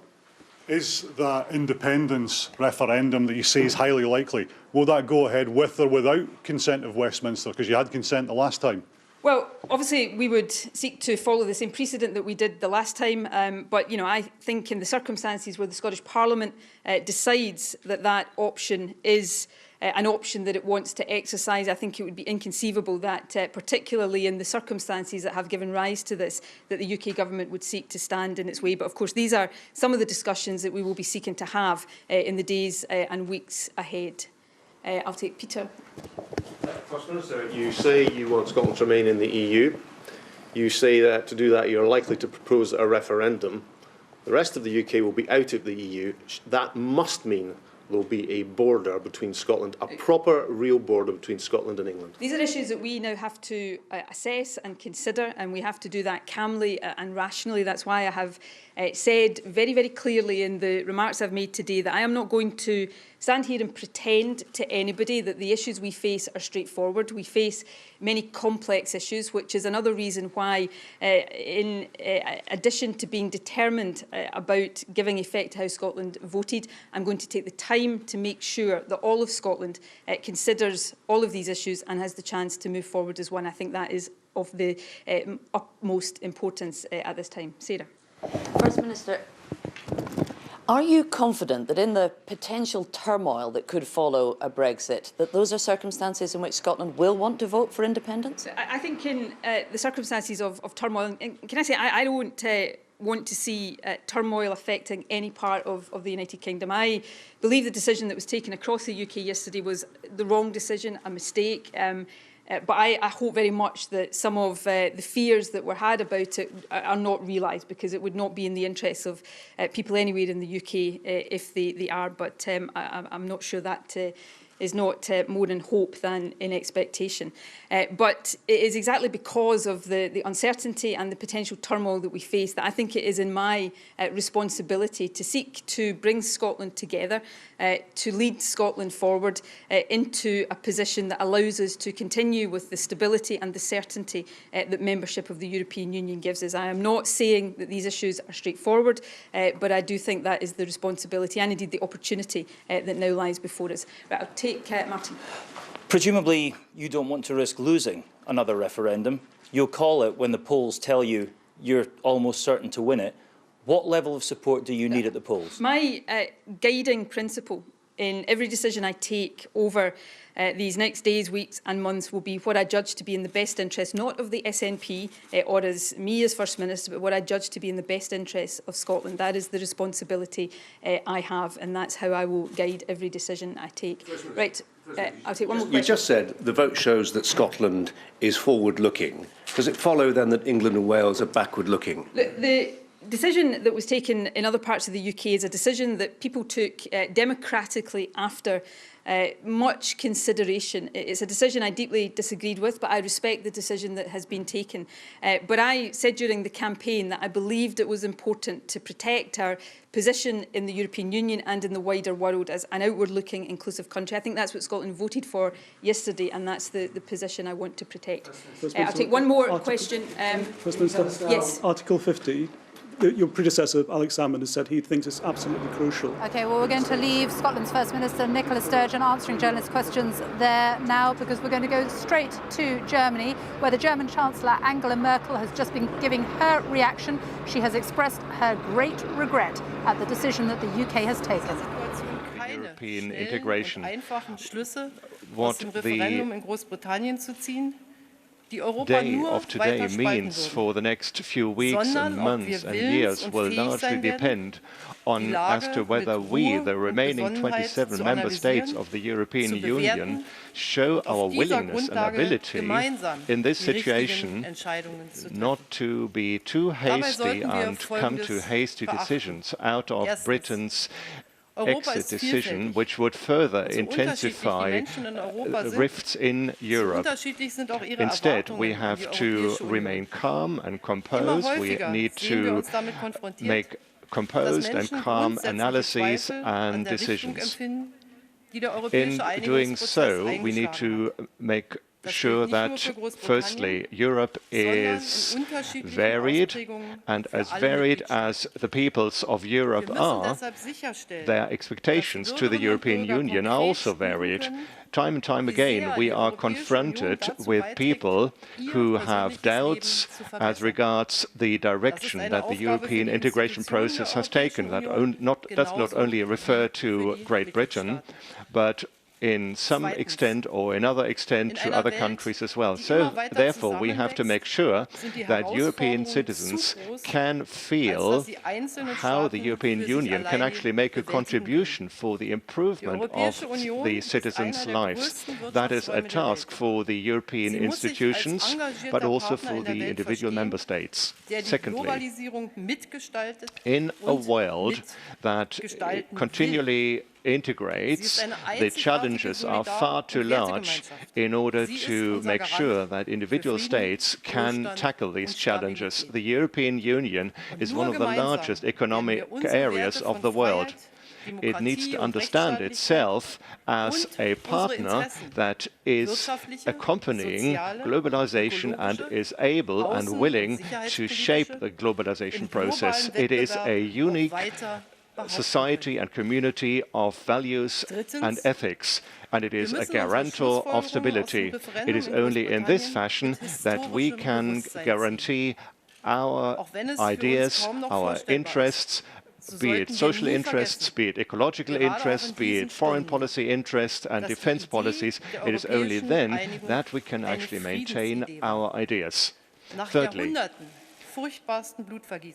we have to draw our conclusions of the European exit decision with historical dimensions. It may be hard to imagine, but we should never forget, especially in these days and hours, that the idea of the European unity is the idea of European peace. After centuries of terrible bloodshed, the founding fathers of the European Union found a path which they enshrined these ideas in the Roman treaties nearly 60 years ago. This is and will remain in the future something which is not to be taken for granted. We all see that this world is a world in turmoil. In Europe, we still feel the effects of riots, of unrest and of wars. Wars that have cost the lives of so many people and wars that have evicted so many people from their countries. Germany has a specific interest and also a specific responsibility for the European integration to succeed. Hence, I invited the French President François Hollande and Donald Tusk and the Italian Prime Minister Mr. Renzi to come to Berlin for talks. On Wednesday next week, we are going to increase the circle in order to make our discussions more profound in Brussels. For a member to leave the European Union, we have a clearly designed process. This process envisages many-year negotiations that are to deal with the various aspects of Great Britain leaving the European Union. While the negotiations take place, Great Britain remains a member of the European Union. All rights and all obligations that are a result of the membership will still be in effect until the membership is totally removed. That remains in place for all parties. Our objective should be to design our cooperation and our partnership with Britain as closely as possible. One of our main focus areas for the federal government will be the European citizens and their safety and their prosperity. Ladies and gentlemen, the European Union is strong enough in order to find the right answers to today. I will be active with the entire federal government. That was the German Chancellor, Angela Merkel, speaking there in Berlin. Greatly regrets, she says, the UK decision to leave the European Union. She has called for calm. She says it is important to stay calm and composed. Let's get some more reaction now from College Green. Andrew Neil is there. Thanks, Sophie. I'm joined by John Nicholson, SNP MP, and by Stanley Johnson, who is campaigning to remain, but is, among other things, the father of Boris Johnson. John Nicholson, Scotland voted to stay by a pretty big majority. England has voted to leave. The overwhelming votes mean that the UK will leave as a whole. What would be the argument against another referendum on independence? Well, I can't think of one off the top of my head. If you remember, during the independence referendum, and of course you do because you covered it closely, we were told repeatedly that if we voted for independence, we'd be out of the European Union, but that if we voted against independence, it would guarantee our membership. Now, that argument has collapsed with the vote yesterday, and we cannot, it seems to me, be dragged out of the European Union against our will. So there will be another Scottish referendum, in your view? I think it's highly likely, yes. Highly likely? I think it's highly likely. Why not certain? Well, I think, clearly we've got to react calmly to this. We've got to talk to the other political leaders in Scotland. It would be ideal if we could move forward with a degree of consensus. Because the Better Together leaders, the Labour and Conservative and Lib Dem leaders, all promised us this wouldn't happen. So I'm quite interested in hearing what they have to say this afternoon, because clearly they misled the Scottish people because they believed that we would stay in the European Union. What's their reaction to this? Well, we'll try and find out as the day goes on. Stanley Johnson, didn't you call for independence for London? Well, that was a bit of a joke. A bit of a joke, something like that. No, my line was to fight for environmental features, to feature in the referendum. We didn't succeed, but I'm particularly wearing this now because I was wearing it all last night. We believe that we've jolly well got to make sure that in whatever follows, we do preserve the vital environmental gains which we've had from 40 years of being in Europe, and we look to the future as well. I mean, that's the point. I mean, yes. I mean, but apart from that, I think it's a day which we recognise. It's a day when the country has voted. Country has voted. You lost. We lost, but I rejoice. We had a fantastic exercise of democracy. We had, 32 million people. You rejoice. Of course, I rejoice. What would you be doing if you'd won? Well, I'd be climbing up to the top of the tower. Is your son going to be the next Prime Minister of this country? Do you know something? He's going to, I hope, put his name forward as one of the possible candidates, but he would need to be selected by the MPs. That's the way it goes. Tory MPs, by the way, I think. That's how it goes. He'd have to. I think he'd stand a chance of making the shortlist. That's what I think. If he delivered 17 million votes, for Leave, he ought to get. Have a chance to be one of the two names on the shortlist. Well, he's very popular in the Tory party in the country. So if he makes the shortlist, which is then determined by the Tory party, not the MPs, then he wins, I would have thought. Does he not? I hope he takes a good notice of the environmental dimension of the whole thing. That's what I think. I mean, not that I'm going to bother him about this, but I just think these are the crucial issues which we need to look ahead as we rebuild this relationship. John Nicholson, I take the point about Scotland and England voting to go different ways, and therefore the case for a second referendum. Are you sure you would win a second referendum? I mean, for example, if we're talking of a situation where an independent Scotland is a member of the EU and the rest of the UK, or particularly England, is not, you'd almost certainly have to take the euro, because you would not be allowed to be part of the London-based monetary union. That's certainly one possibility. A separate Scottish currency pegged to the pound or pegged to the euro is another possibility. On the question of whether or not we would win, my constituency, East Bartonshire, as you know, voted very heavily for the European Union last night. It was the third largest in the country. It also voted quite heavily against independence. So let me tell you my personal experience going around the doors. When I go around the doors campaigning and talk to people who voted against independence, I quite often hear people telling me that were the UK to vote against the European Union, they would change their views on independence. We're talking about businessmen, for example. I understand that. We're really going to... You're not going to have this referendum until probably towards the end of the decade. That seemed to be the implication while the Article 50 is being triggered. So before 2020. But it could be a condition of membership that you would have to accept the euro. 90% of Scottish exports come to England. You'd be trading in there in a foreign currency. You'd have currency risk. Oil prices may not have recovered. There may well be a border between Carlisle and Berwick. It may not be as easy an argument as you think it is this morning. Well, I haven't said I think it's an easy argument. These are political battles that we still have to face.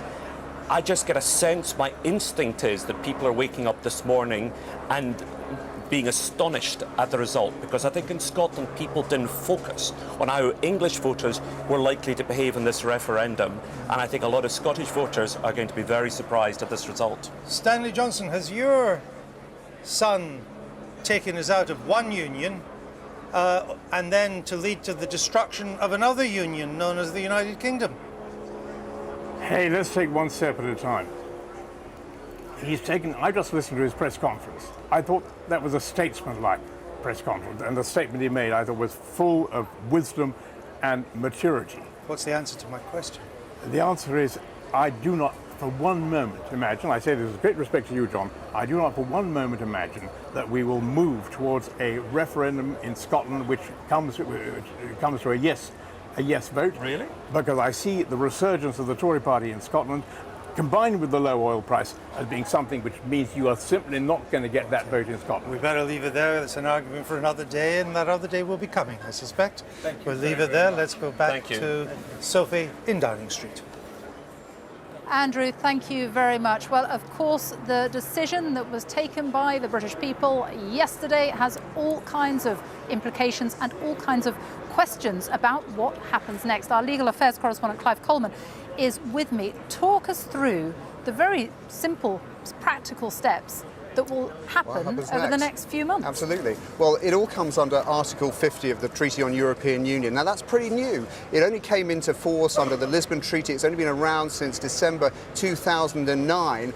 And there is no route map. It doesn't set down a strict timetable or a series of things that have to happen. What has to happen is that the British government has to inform the President of the European Council that we intend to leave. Once that is done, the clock starts ticking. Now, within that period, and it ticks for 2 years, and at the end of that 2-year period, we are out. We are no longer a member of the EU, unless that period is extended, and that has to be extended by agreement. So within that period, an agreement can be done in a number of ways, Sophie. Either it can be done between the UK and the EU as a whole, which seems likely, but it is possible that you can have what's known as a mixed agreement. If individual member states face specific budgetary implications, then you can have a deal between the UK on the one hand and the EU and individual member states on the other. Now that, if it did happen, could prolong this process beyond the 2 years. The other option, of course, is that there is no agreement, and after 2 years we simply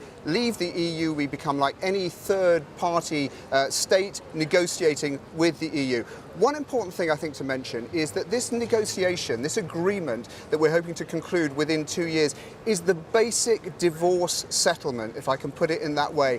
It doesn't necessarily mean that the trade deal will be done and dusted within that period. It might be, but trade deals are notoriously lengthy and difficult things to conclude. Sometimes they take a decade, sometimes 2 decades. So there's no guarantee that by the end of that 2-year period we'll have a deal on trade, we'll have a deal on the free movement of goods. The deal is going to be the basic divorce settlement. It may include those things, it may not. Okay, thank you very much, Clive. We're going to go now to Brussels because Europe, of course, has been reacting with shock to the vote to leave. Matthew Amroliwala is in Brussels for us now. Matthew. Sophie, thanks very much. Very interesting listening to what Clive was just saying there about Article 50. Let me tell you, in the last few minutes, Commission President Jean-Claude Juncker has been talking. He said he regretted the decision but respected it, but then went on to say any delay would unnecessarily prolong uncertainty. We have the rules to deal with this in an orderly way. Let's speak to two MEPs who are here with me, Philippe Lambert and Beatrix von Storck. Thanks, both of you, for joining us here. Philippe, you, first of all, your reaction. Well, it's a big disappointment. I'd still hoped that reason would prevail and that the UK would remain part of the European Union. Now I respect the will of a majority of British citizens. I think that this should really be a wake-up call to European decision makers on the continent as well, because let's face it, Euroscepticism is not something specific to the United Kingdom. And if an increasing number of our citizens grow disenfranchised with the European project, that means that something is wrong. Before we came on, you were saying there's anger as well, and in your view, anger aimed at David Cameron. Absolutely, absolutely. I think he behaved totally irresponsibly, and now, after creating this mess, leaving it to others to clean it up is utterly irresponsible. I do not believe that this was the traditional British leadership. We've seen British leaders of another quality in the past, and I would aspire to see others. I won't miss him. Beatrix, you said an interesting thing, which was, as a German, you would have voted Remain. If you were British, you would have voted Leave. Just explain that conundrum. Yeah, because on the German taxpayers' point of view, we are losing the second biggest net payer. So I guess that it's probably not Greece or Italy to pay then what is lacking. But I think it might be a sad day for the European Union and its institutions, but it's a good day for Europe.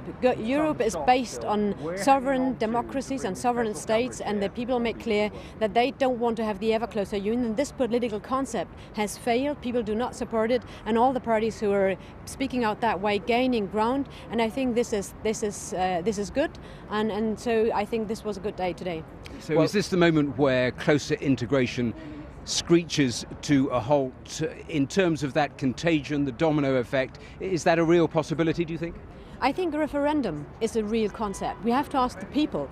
Why not ask the people in all the countries, do you support the idea of ever closer union? Every time when the people had the possibility to decide, that was in Netherlands, that was in Ireland, that was in France, people voted against. It's only the parliaments, it's only the elites who are voting and pushing forward the whole time, and we're losing the people, and the people want a referendum, and if they have the referendum, they take another direction. How tough, how long is it going to take to actually get a deal on free trade, on those issues that have dominated the campaign of sovereignty on immigration, do you think? Well, we don't know, of course, because we never had such a case. But what Ms. von Storch really doesn't get is that if you really want sovereignty, facing the migration challenges, the terrorism challenges, the climate change challenge, controlling the multinationals, she doesn't understand that actually to regain sovereignty, we have to pull it. That's the only way to be strong enough to mean something and to shape our future. No country in Europe is big enough on its own to really shape its future. It's only together we can do that. Just one sentence from both of you, briefly,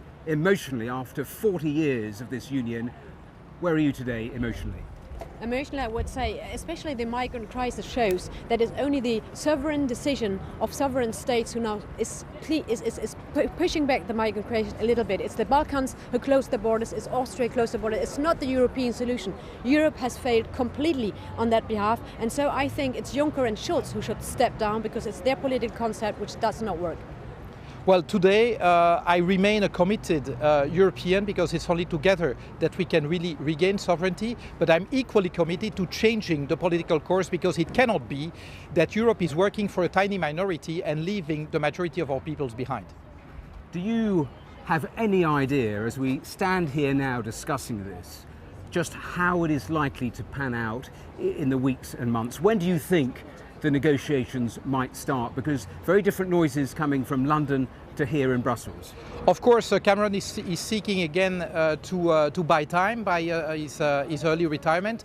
I do not think that this is an excuse for not starting the negotiations right away, because they will be long. Article 50 straight away. Absolutely. I mean, we should have a demand, a request based on Article 50 at the Council later this week, and then, well, the process should start, because we know it's going to be long, but there's absolutely no reason, and certainly not internal Tory party politics, to delay the beginning of the negotiation. That would really be shameful on behalf of David Cameron.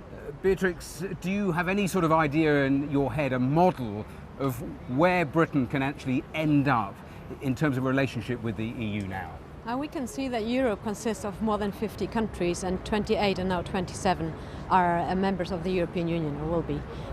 So we can see that there are several countries who do very well without being members of the European Union. So look at Norway or Swiss or other countries. They do very well. They didn't even enter the European Union, and I don't have the feeling that they are bad off. So it is possible to survive within Europe without being member of the European Union, and one can have trade even with countries without the euro. So that functions. There we have to leave it. Beatrix, Philippe, thanks to both of you. We will have plenty more coverage from here, from Westminster. Do stay with us here on BBC News.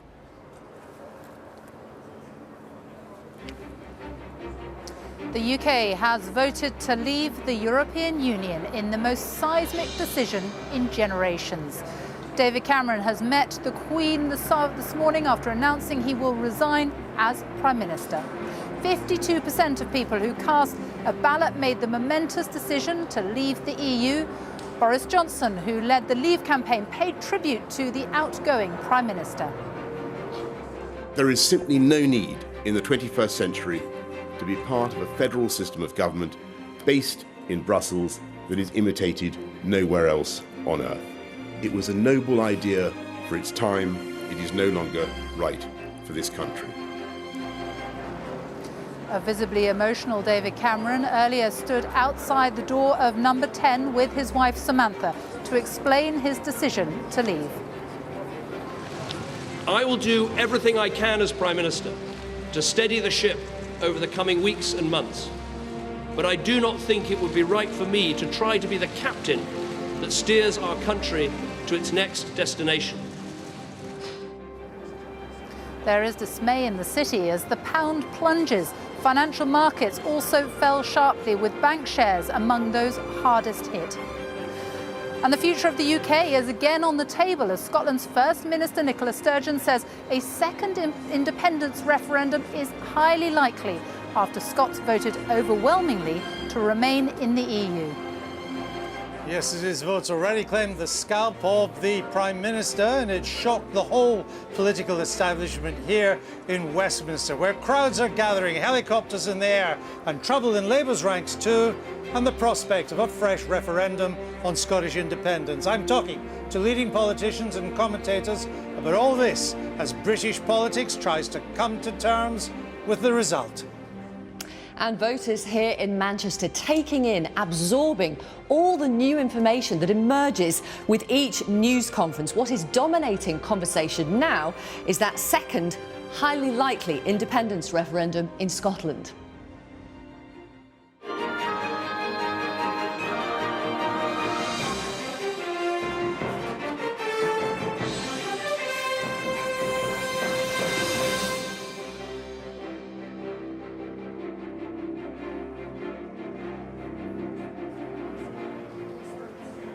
Good afternoon from Downing Street. After more than 40 years, Britain has voted to end its membership of the European Union.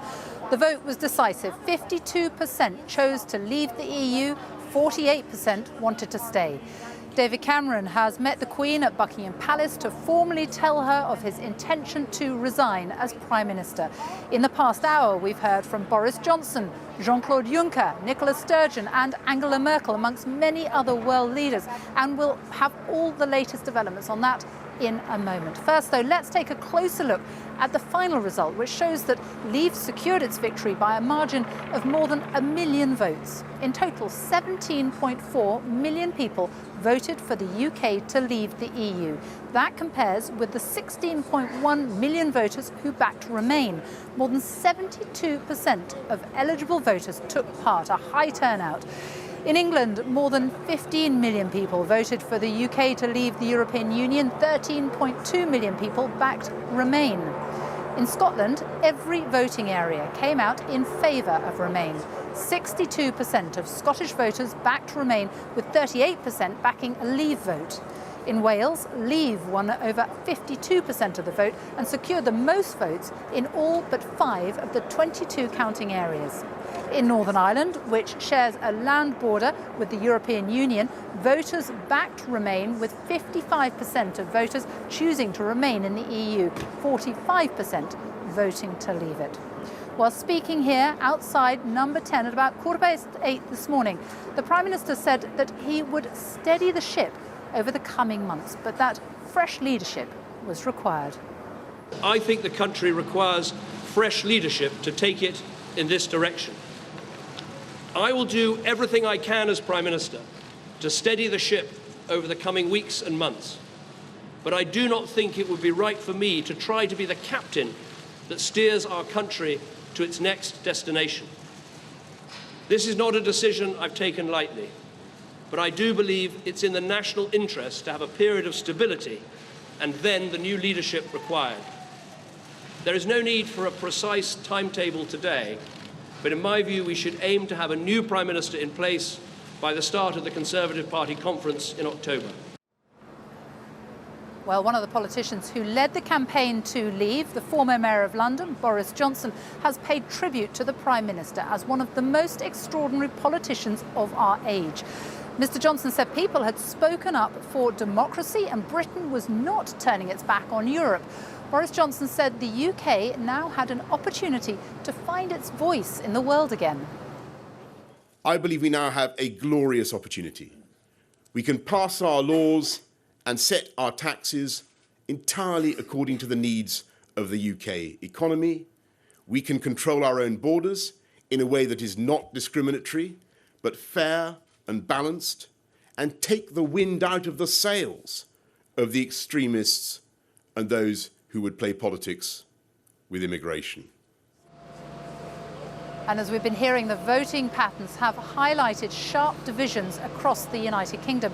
More than 62% of people in Scotland voted to stay in the EU, raising the prospect of Scotland being taken out of the EU against its will. The First Minister of Scotland, Nicola Sturgeon, has told a news conference a short time ago that it was a statement of the obvious that the option of a second referendum was now on the table. When the Article 50 process is triggered in 3 months' time, the UK will be on a 2-year path to the EU exit door.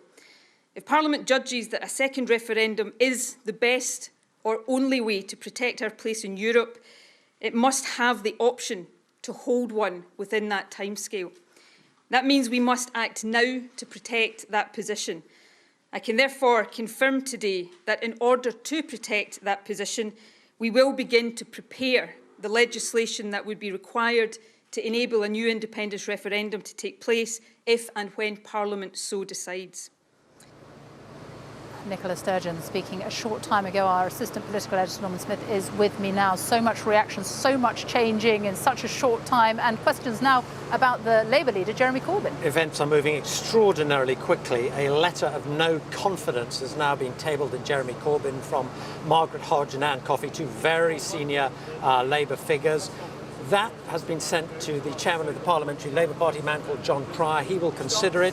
That should then be put to a meeting of the Parliamentary Labour Party for discussion on Monday. If it is accepted, it is quite possible a ballot will begin on whether there should be a challenge to Jeremy Corbyn on Tuesday. So in other words, Mr Cameron obviously has gone this morning. We have the prospect of a second independence referendum, with Nicola Sturgeon clearly indicating that is her one option that is on the table. And now we also have a question mark about whether Jeremy Corbyn will remain as Labour leader. In other words, this whole referendum has pretty much thrown the whole political jigsaw up in the table, and who knows how it's going to end. Seismic is the word we keep hearing over and over again. However you voted, we haven't seen anything like this for generations. But you know, the funny thing about it all is what happens here is the least important part of the whole story. I mean, on any other day, month, year, a Prime Minister resigning, a Labour leader facing a challenge, a possible second independence referendum, that would be massive. They are all big, but they pale in comparison to the enormity of the historic decision we as a nation have now taken. We have basically decided to move away from a settled 40-year period of history when we were part of the common market, the European Union. It is one of those benchmark moments in our island story when we have very consciously decided to take another step in another direction. That is a massive, massive story. It's very difficult, really. Certainly in my lifetime, I can't think of as big a moment. It's one of those profound, life-changing, historic turning point decisions, which actually, despite all the things that are going on today, totally overshadows all of that. The only other thing to say is the pace at which everything is now moving. The leadership contest for Jeremy Corbyn may well begin next week. The leadership contest for David Cameron, I suspect, is pretty much already underway in the privacy of the rooms of key players in the Tory party who will now be considering their options and whether they should stand or whether they should not stand. We will have to move pretty quickly in terms, I would think, of a different sort of shadow cabinet as well. But briefly, we awoke this morning a divided nation.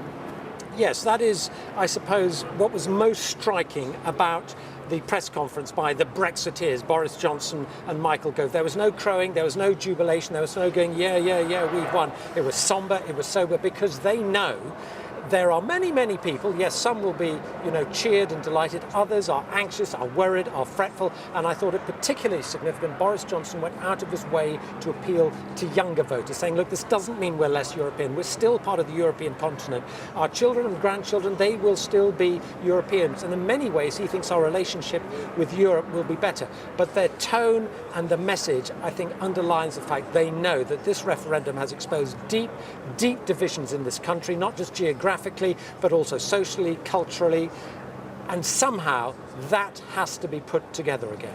Norman Smith, for now, thank you. So much reaction, politicians continuing to react, of course, this morning to what's been called an Independence Day by UKIP after Britain voted to leave the EU, and also reaction to the subsequent resignation of David Cameron.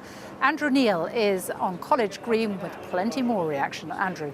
Thanks, Sophie. It's a bit of a circus down here, actually. There's people all over the place. There's some demonstrators have joined us. They're quite noisy as well. The world's media is here. It's not just the British press is here today.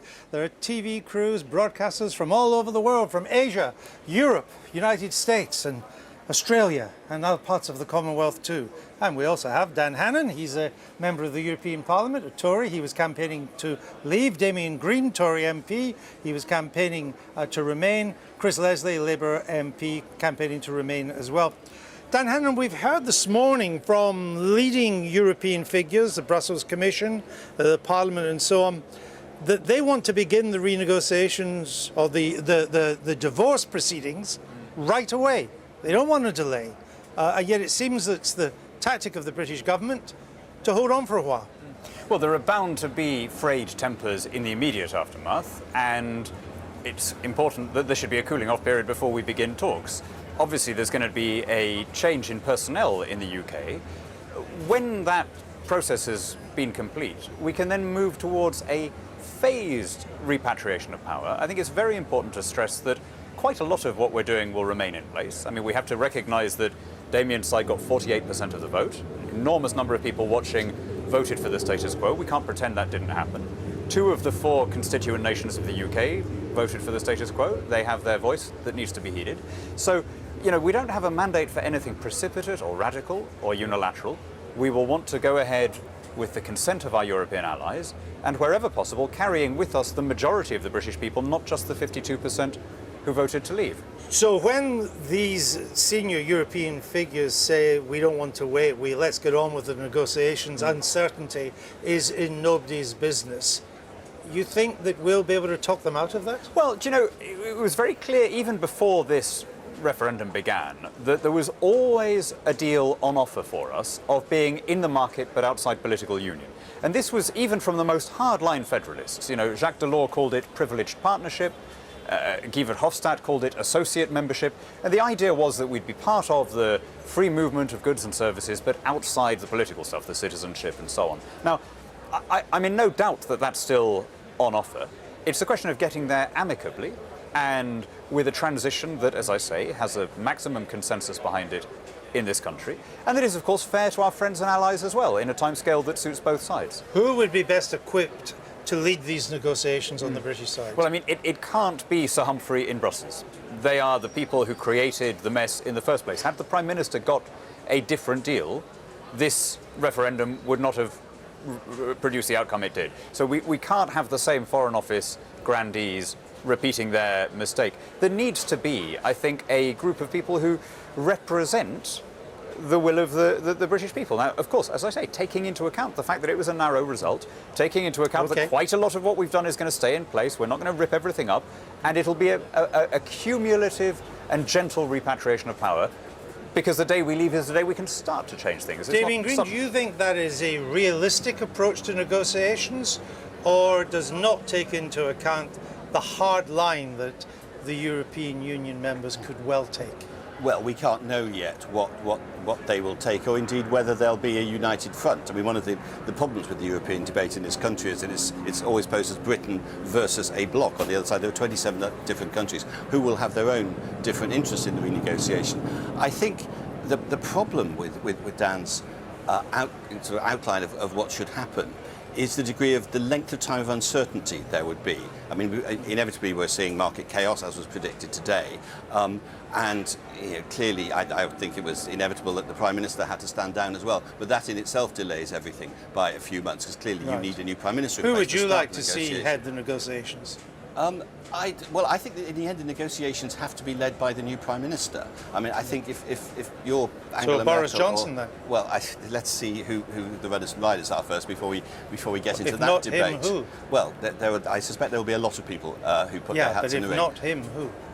Well, there are a number of people, and they may stand, but who's going to beat him?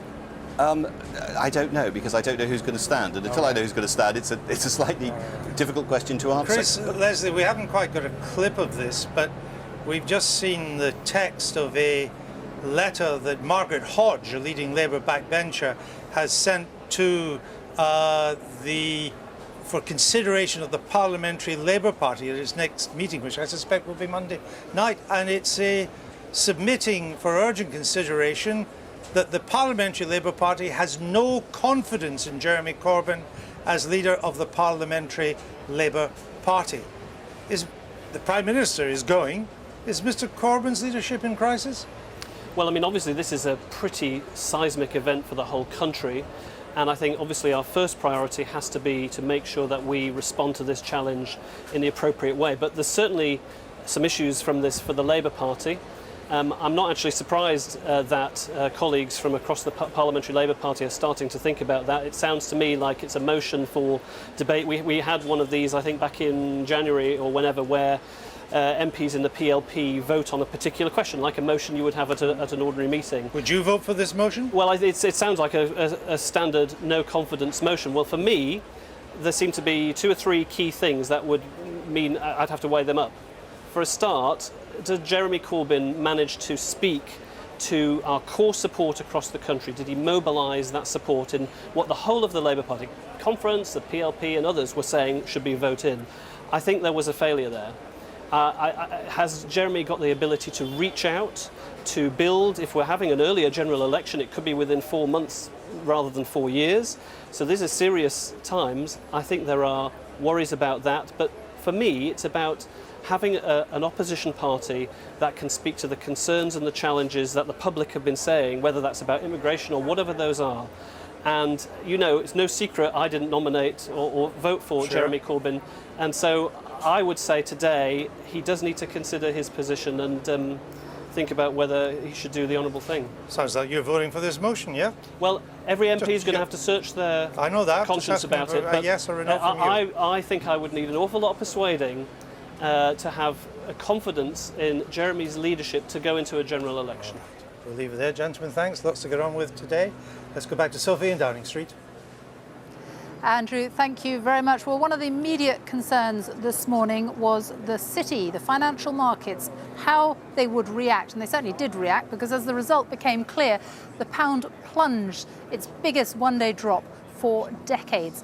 The Governor of the Bank of England, Mark Carney, has sought to reassure financial markets, and he said that the bank was well prepared. Well, Ben Thompson is monitoring the markets in the city. What has been happening in the last hour or so? Are markets rallying? Yeah, Sophie, that's right. We often talk about roller coasters on the markets, but today that all too evident here, and I'll take you straight to the ball, because this is what happened to the pound, and you can see pretty evident overnight as news of that Leave victory started to filter through to the pound. You can see then over the course of the morning it managed to stabilise somewhat, winning back some of those losses, but you'll notice in the last few minutes as New York and as America wakes up to that news, that the UK is to leave the European Union, it's starting to lose ground once again. I just want to take you to what the equity markets are doing, and you can see across Europe, this is the picture. And what's interesting, the FTSE 100 currently down 4.5%, but it's over in mainland Europe, we're seeing bigger losses in Frankfurt and Paris. You can see the market there in Frankfurt down more than 7%. Also in Paris as well, down 8.7%. So lots of concern, lots of volatility. Some of the biggest losers, we should say, on the London market, things like the airlines, house builders, retail stocks, all down pretty sharply as a result. So why? Well, let's speak to Alex Stewart, who is from Schroders. She's with me this morning. Alex, hello. Hi. Let's talk about this volatility, because we've seen a lot of it this morning. Yes. Is this just a knee-jerk reaction, or is it markets really starting to factor in a new reality, and a new reality for the City of London? Definitely. I mean, up until yesterday, there was a lot of confidence that it was going to be a Remain vote. The bookies were saying that it was something like an 80% chance. So clearly this has come as a bit of a shock to certain parts of the market. And now it's just a case of digesting it and trying to work out what it means. Have we swapped one set of uncertain issues for another? Because the City was looking towards today. We would have a vote in or out. We now know what that decision is, but it strikes me we've just got a whole lot more uncertainty to come. Well, we know we've got a leadership election coming up imminently, and then the negotiations start with the EU, and we've no idea what any kind of form of the agreement is going to take. So the uncertainty is going to be around for a while longer now. What does any of this matter to the average person? Because is this just bankers sat in their offices talking about a future, or is this real stuff that will affect all of us in our pockets? I mean, immediately you're not going to notice a difference other than maybe buying your holiday money in terms of obviously the impact on sterling. But, you know, things will continue as normal until there's a renegotiation. But yes, I mean, the value's been wiped off the equity market. It's going to be more difficult for companies to fund.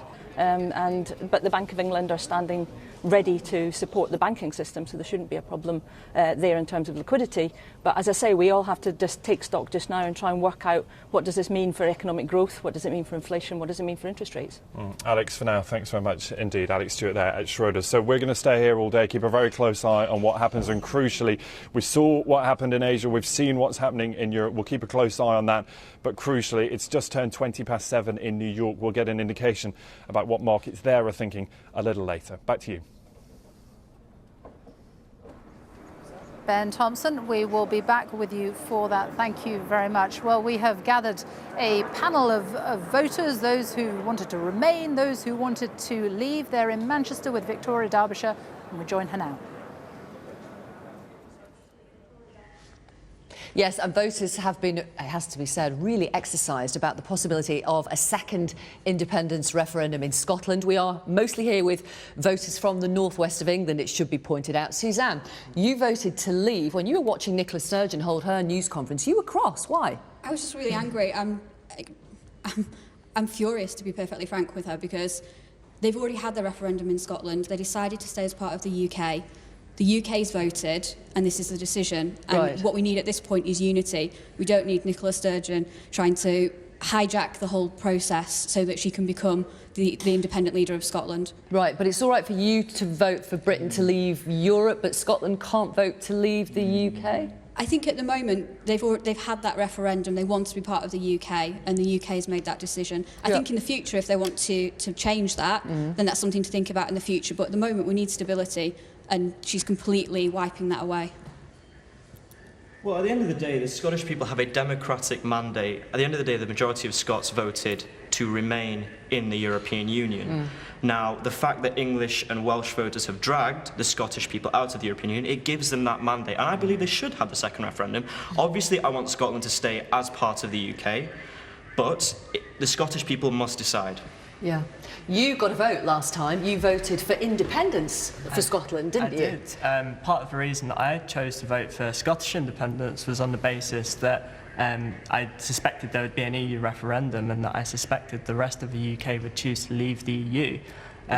Whilst I won't have a vote next time, I imagine that will be one of the major talking points for Scottish people to consider. All right, let me ask people who support Labour here. Two Labour MPs have tabled a motion of no confidence in Jeremy Corbyn, the Labour leader. What do you think, Stuart? I'm not surprised on one sense. I'm surprised on the timing of it and how quickly it's come about. But I think it was inevitable he would come under pressure to either resign or somebody would come forward and force that. But do you have confidence in your Labour leader?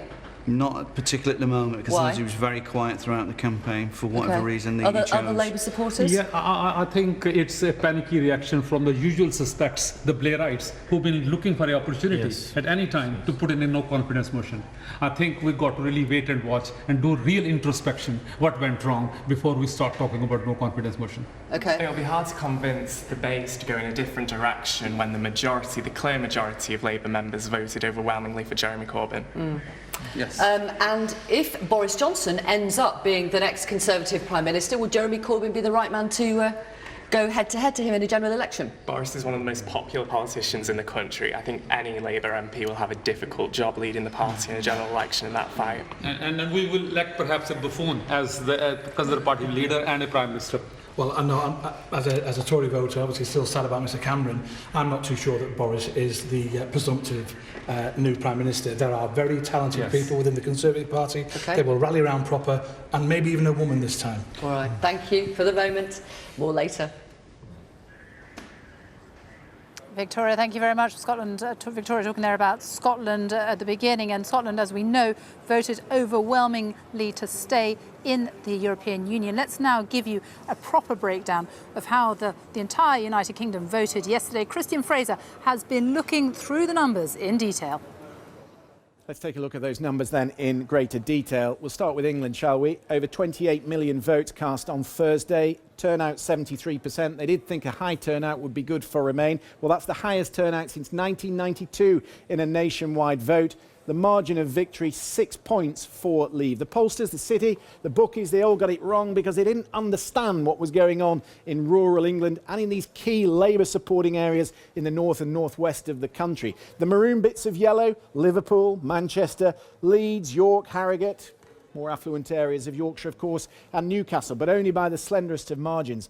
London, as we said, almost wholly voting for Remain, but not all parts of the south. Some key areas in Kent there in blue. Let's have a look at Scotland. Very different picture, of course. All 32 authorities voting for Remain. 2.7 million people voted in Scotland, so the turnout lower than the UK average. Voter fatigue? Possibly. They've had 4 elections in Scotland in under 2 years.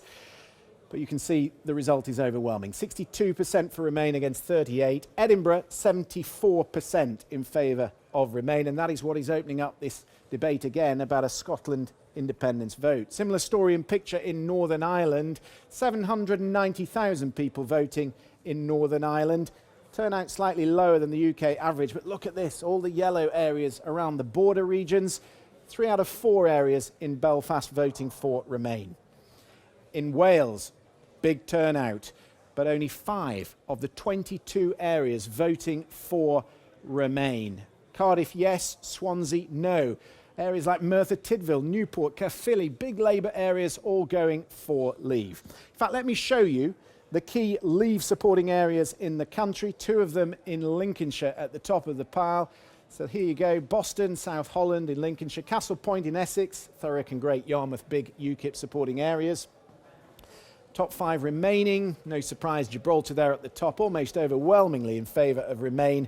Lambeth, Hackney and Haringey, the London boroughs, foil there in Northern Ireland. Remember, you can check all the results on our website, bbc.co.uk/news. Christian Fraser, thank you very much. We are going to Burnley in Lancashire now. Our correspondent Ed Thomas is there. He's been gauging reaction to the referendum result. He's at a hairdresser's. Ed. Yeah, Sophie, 2 out of 3 people here in Burnley voted to get out of the European Union. Speak to people in this town today. They use words like celebration, time for a party, we've got our power back. This is a town shaped by immigration. Some of the most deprived areas in the country are right here in Burnley, and passions were running high here, and none less so than here in this hairdresser's. Every single person in here voted. Michael, very quickly, how are you feeling today? You voted out, didn't you? I voted out. I feel quite pleased about it, although I didn't expect it. I certainly didn't think we would win. But what was it that drove you to vote out? Well, because I've never been a lover of the European Union, in the sense I always feel that I need to be able to vote for an MP, and if I don't want it, I can kick him out. There's no democracy. They're unelected people that run it, and the MEPs really are just a floor show. and I feel that we're better off being run by our own people, and was what we always have been. Okay, thank you, Michael. Okay. Thanks for talking to us. Further down here, a very different feeling. Hillary, what are your thoughts today? I'm just worried that about the economy and jobs and terrorists, that we won't get information. Uncertainty. Yeah, that's it. Okay. Is that all right? Yeah, thank you, Hillary. Let you get back to getting your hair cut. Hillary is in the minority, though. Stacey, very quickly, 1 second. What were your emotions when you woke up this morning?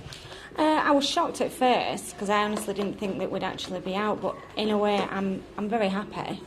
I think we can take back our control, and hopefully the NHS will pick up. I hope they live up to what they've said they're going to do, really, and that's like improve everything that we've got to do. And is that what you were thinking when you voted for exit? Were you thinking of the NHS? Yes, were you thinking of immigration? Yes, I was, yeah. I have a lot of dealings with the NHS. Member of the family will be there throughout the whole of their lives. So, yeah, it makes a massive difference to me. Like, I know what Nigel Farage said this morning, that basically told a lie, but it's got to be better than what it is now. So... Okay. All right, Stacey, everyone else, thank you very much for speaking to us. A loud and a clear message here from the majority of people in Burnley, across East Lancashire as well. They are happy with the UK voting out of the European Union. Ed Thomas in Burnley, thank you. The time is 12:30. You're watching a BBC News special following the EU referendum. Let's go now to my colleague Joanna Gosling in the BBC Newsroom. After more than 40 years, the UK is to end its membership of the European Union. The decision has been decisive, with the Leave campaign securing its victory by a margin of more than 1 million votes. The Prime Minister, David Cameron, has said he will step down, and a new Prime Minister will be in place within months. In total, 17.4 million people voted for the UK to leave the EU.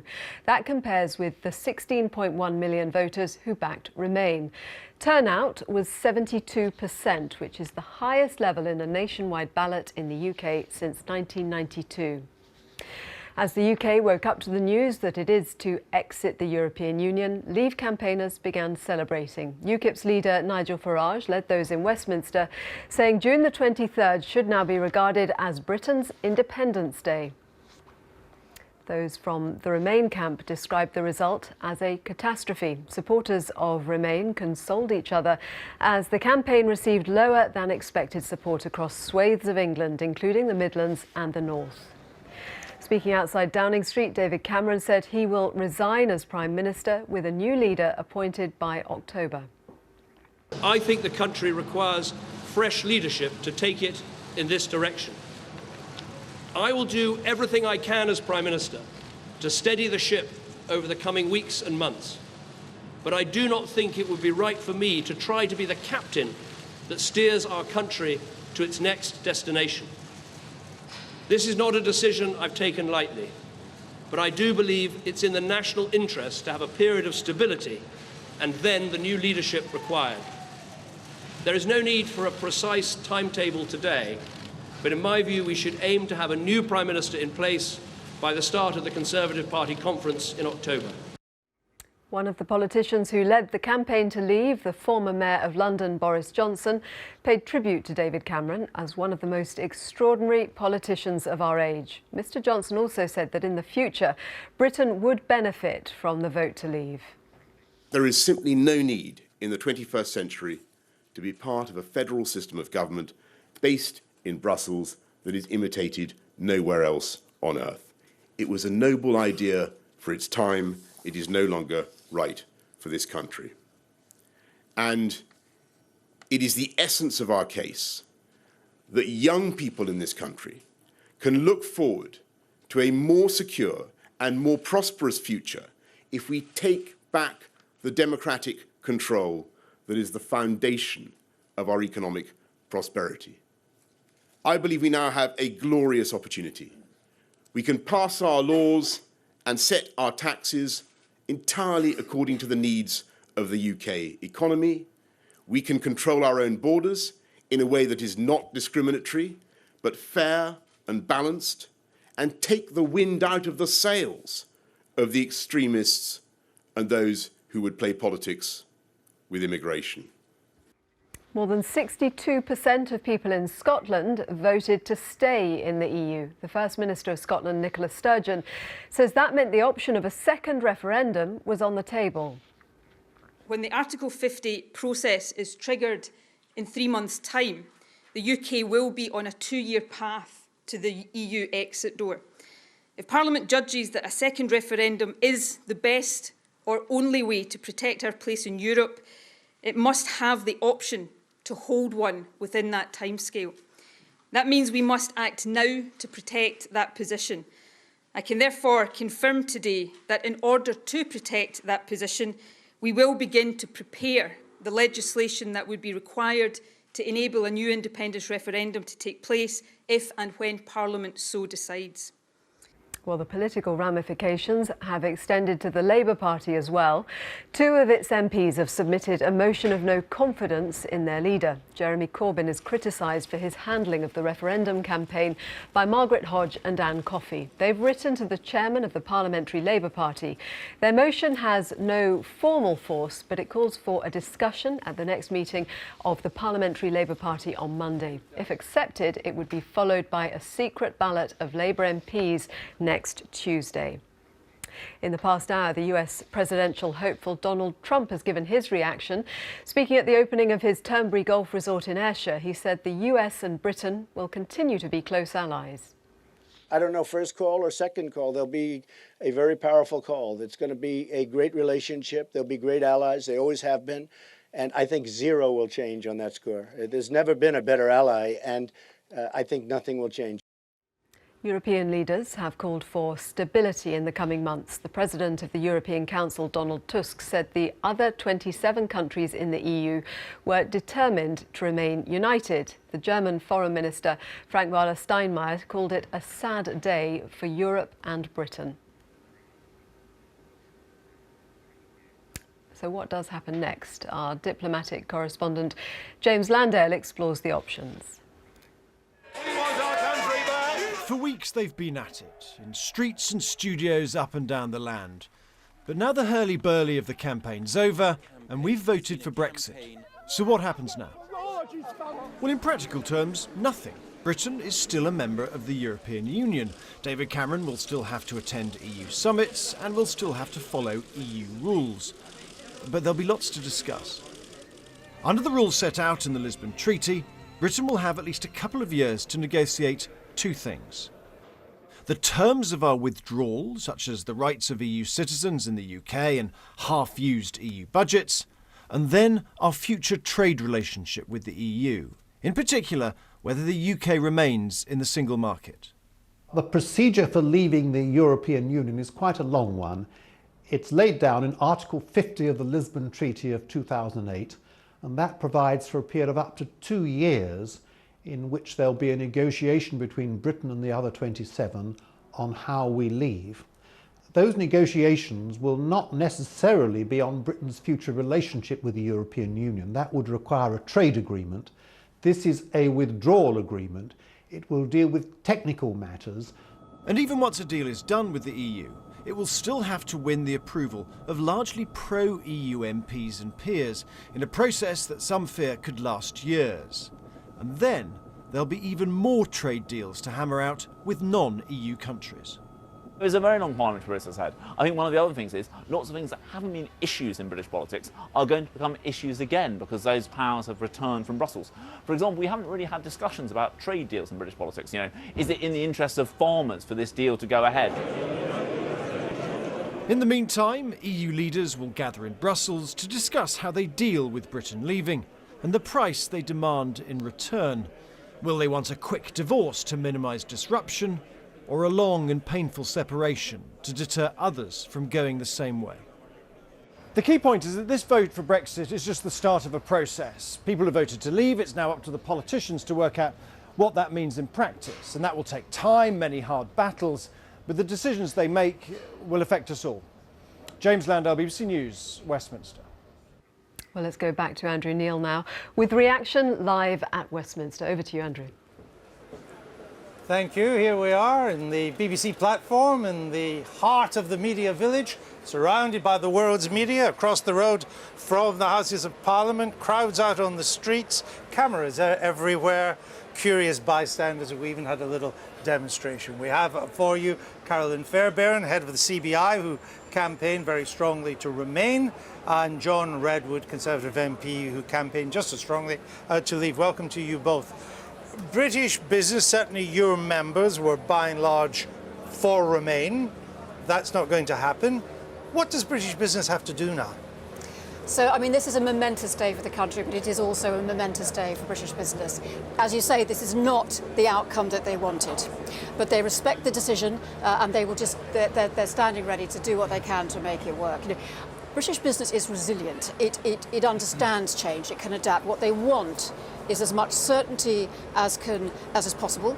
And I think some of the things we've seen this morning in terms of the Bank of England and the Prime Minister's announcement of a timetable has really helped. But they now want to see action around certainty, and they want to see real engagement on putting together a negotiating agenda that will work for British business. Do you think it is still possible to have largely the access to the single market that we have at the moment, but not to be in the EU?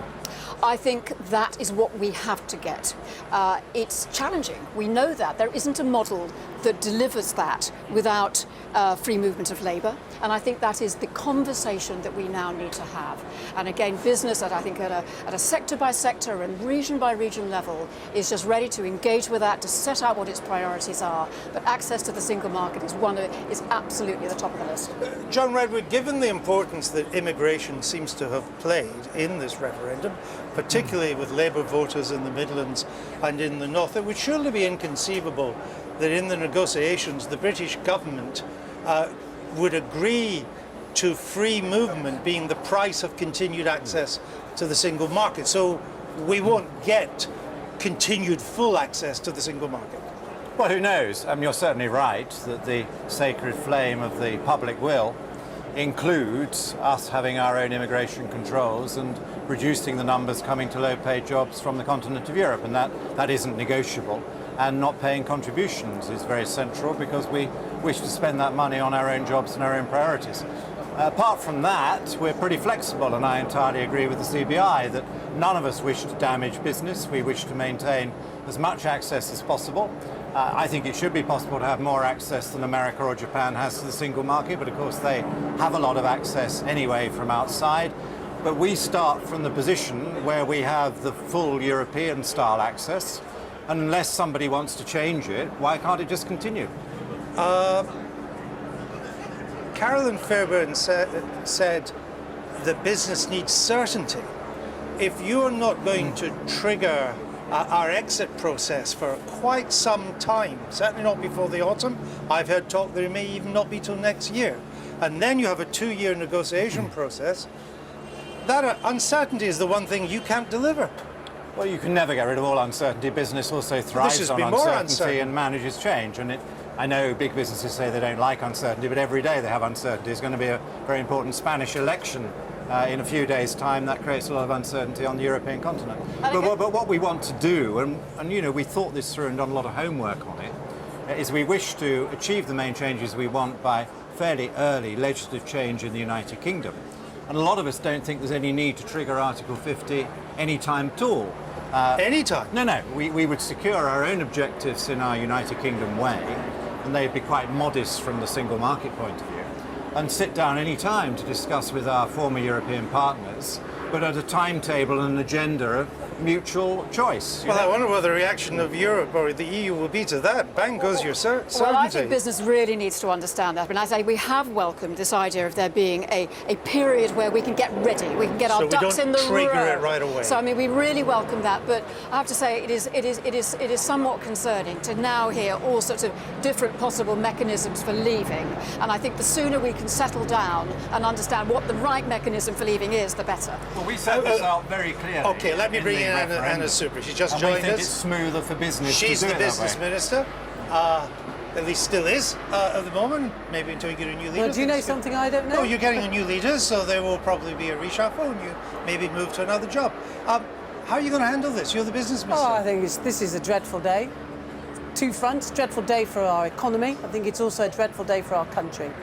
Is it wise to say it's a dreadful day as a business minister? Yeah, but to talk it down? notwithstanding that, I've already had a meeting with my boss, with Sajid Javid. He's already had the sorts of conversations you'd expect with trying to put some confidence back into the markets, to try to put some stability into things. We've heard from Mark Carney and so on and so forth. So, of course, you asked me about what sort of day it is. I am a very sad person. Today, it's one of the worst days of my life. To find my country leaving the EU, something I have always believed in, and then to see the loss of my Prime Minister. I understand that, but we've had the referendum and you lost it. Exactly. So let's try and look forward. And now when we would have you project like reality. to see the Article 50 of the Lisbon Treaty, which begins the exit process? It's a 2-year process, but the clock ticks when you press that button. Exactly right. When? I don't know the answer to that question. It would be silly of me to say that I do. I think what has happened now is that the country's made a decision, that people who have responsibility for that decision, who may well end up leading my party, we know that we won't, the Prime Minister said we won't trigger it until after we have a new leader. And so it's for that new leadership to now take responsibility for the campaign and going forward. John Redwood, and then I'll come back and very I find briefly. it quite astonishing, if I may say, because we said this, we were accused of saying that this was all Project Fear. Project Fear is now turned into Project Reality, and there is no plan. But we are where we are. We have to move forward, and we have to unite As you also say, we as are a country. where we are. When do you think we'll actually leave the EU? Well, I think we will secure our objectives within the year if we proceed on the route I'm talking about. But when will we leave? Our objective is to have a wide range of collaborations, plenty of trade, plenty of investment. But when will we leave? Not to damage business. Well, an awful lot of other countries around the world. No, hold on. Don't ignore Anna Soubry's heckling and just answer my question. When do you think we'll leave? Well, I've just told you that there's not one single act of leaving. I think we should move quickly to secure the objectives on our borders and our contributions, and we will discuss with the others, and they will have an influence on the timetable. So we don't know yet. But we've also said, Vote Leave also made very clear we wanted senior business people to be part of the top negotiating team because we think they have strengths it would be and quite we want to work remarkable with if them. they weren't, very briefly. I share Anna Soubry's sadness, but I think that we can give a more reassuring message than that. Business is good at getting on with things. Very well, we shall leave it. We need to get on with things too. We'll just leave them talking there.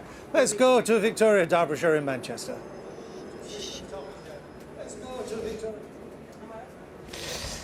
Voters from both Remain and Leave have spent the morning here together, and I think it's worth just pausing for a moment to reflect, to acknowledge what has happened in our country.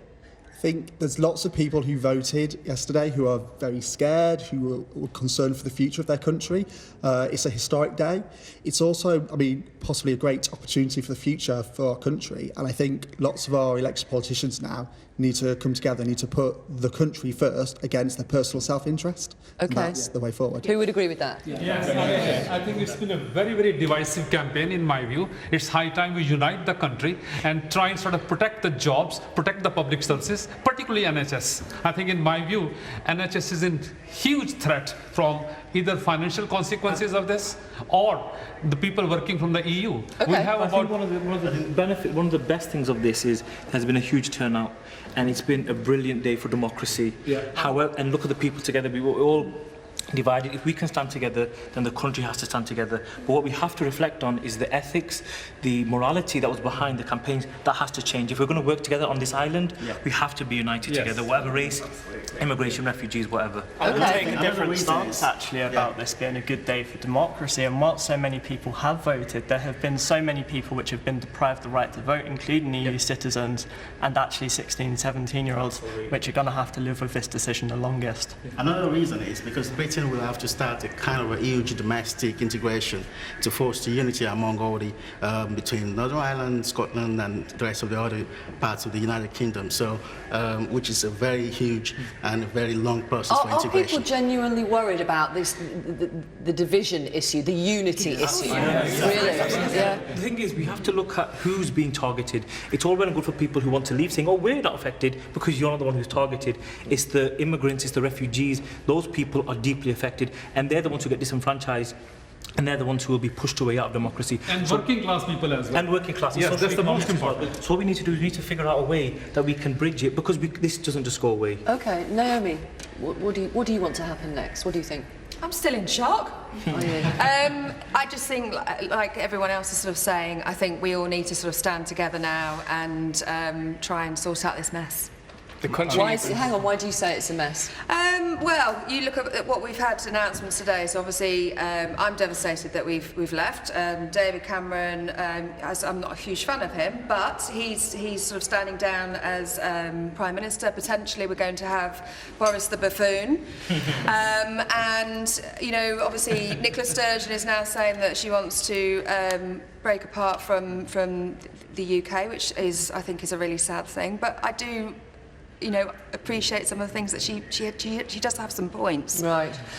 When Boris Johnson said at his news conference how sad he was that David Cameron had to step down, what did you think? Nobody's not sure.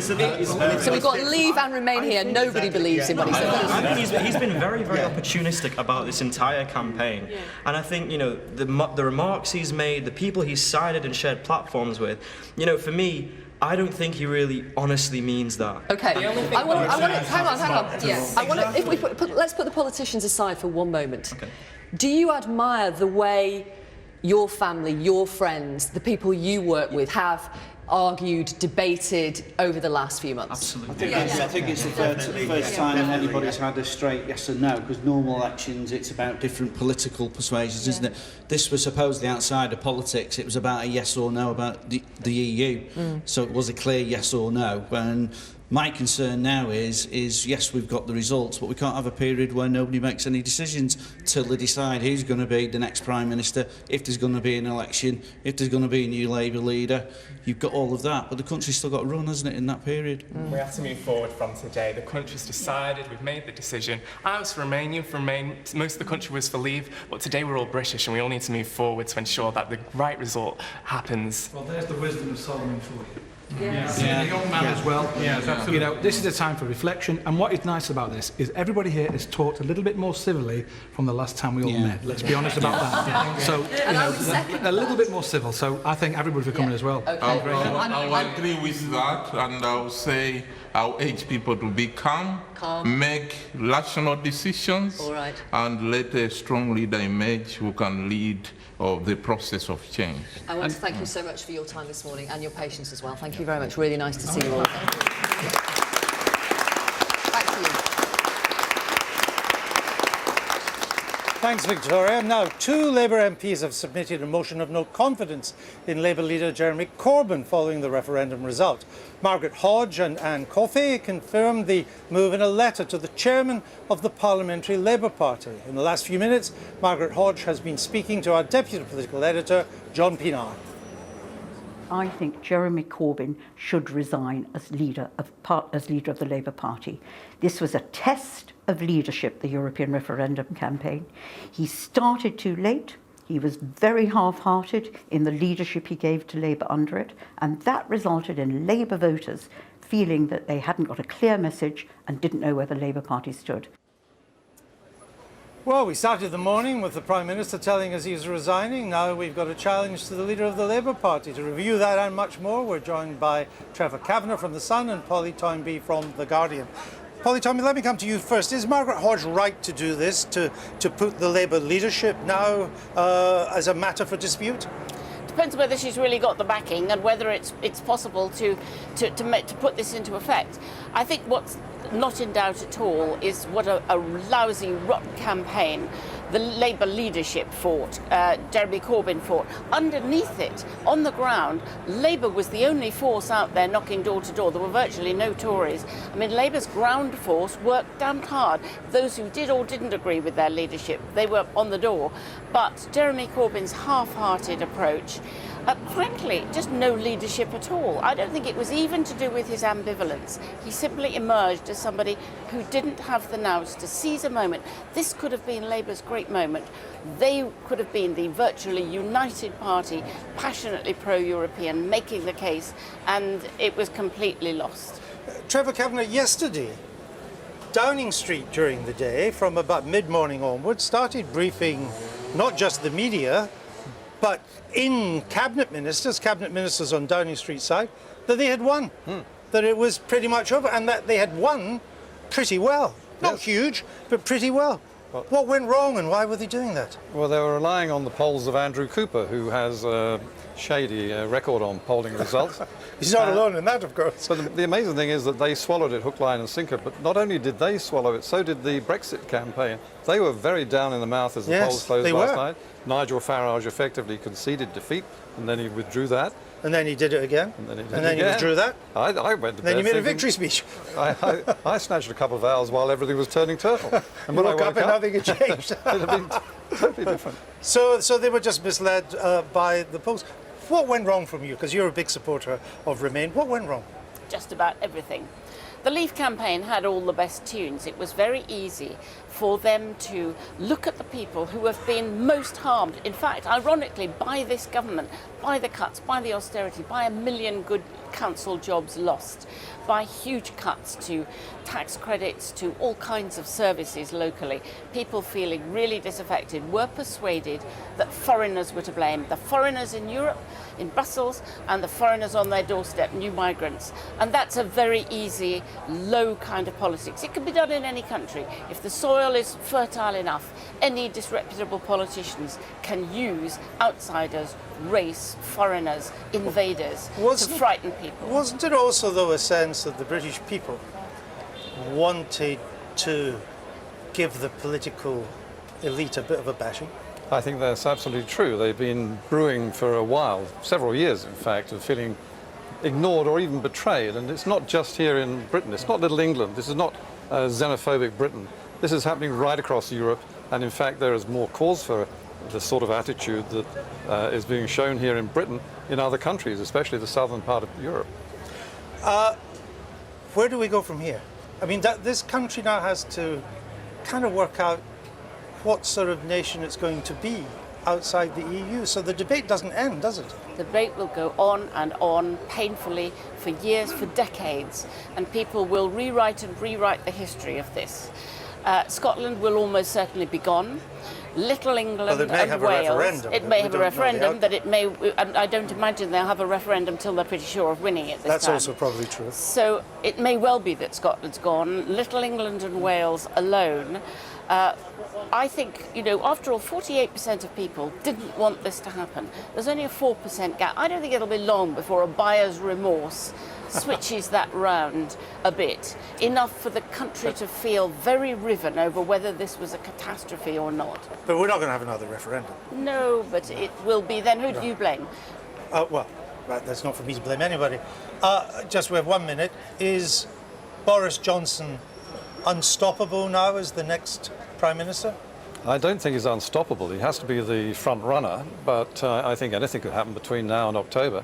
At the moment, there are precious few other rivals. So I think he is a likely winner, but not necessarily. Might be a total outsider, like David Cameron was. I would put some money on Anna Soubry. Hot performance today and all through this campaign. A feisty lady, but not a Prime Minister. I think she'd be a good fiery opponent, somebody coming out from left field. Has to be someone who was in favour of Brexit. No, you've got somebody from the other side of the wouldn't wear anyone else. It's going to be a long, hot summer, isn't it? It certainly is. It's going to be appalling. It's going to be... It's going to be wonderful. He's smiling and you look appalled, as you said. Anyway, we'll let you get on. We thank you both. And that's it from us here on the day the British people gave the British establishment the biggest bloody nose in living memory, perhaps in British history. It has already cost the Prime Minister his job.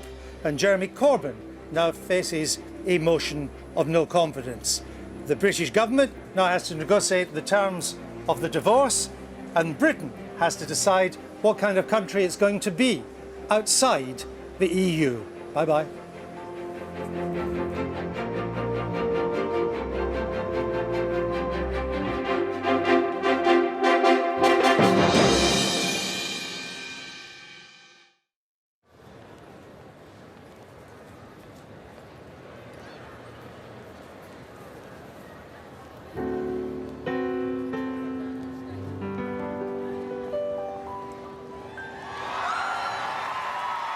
Could it be magic now? I'm looking for 5 talented guys to star in a brand new musical featuring the music of Take That. Please apply now to bbc.co.uk/take part.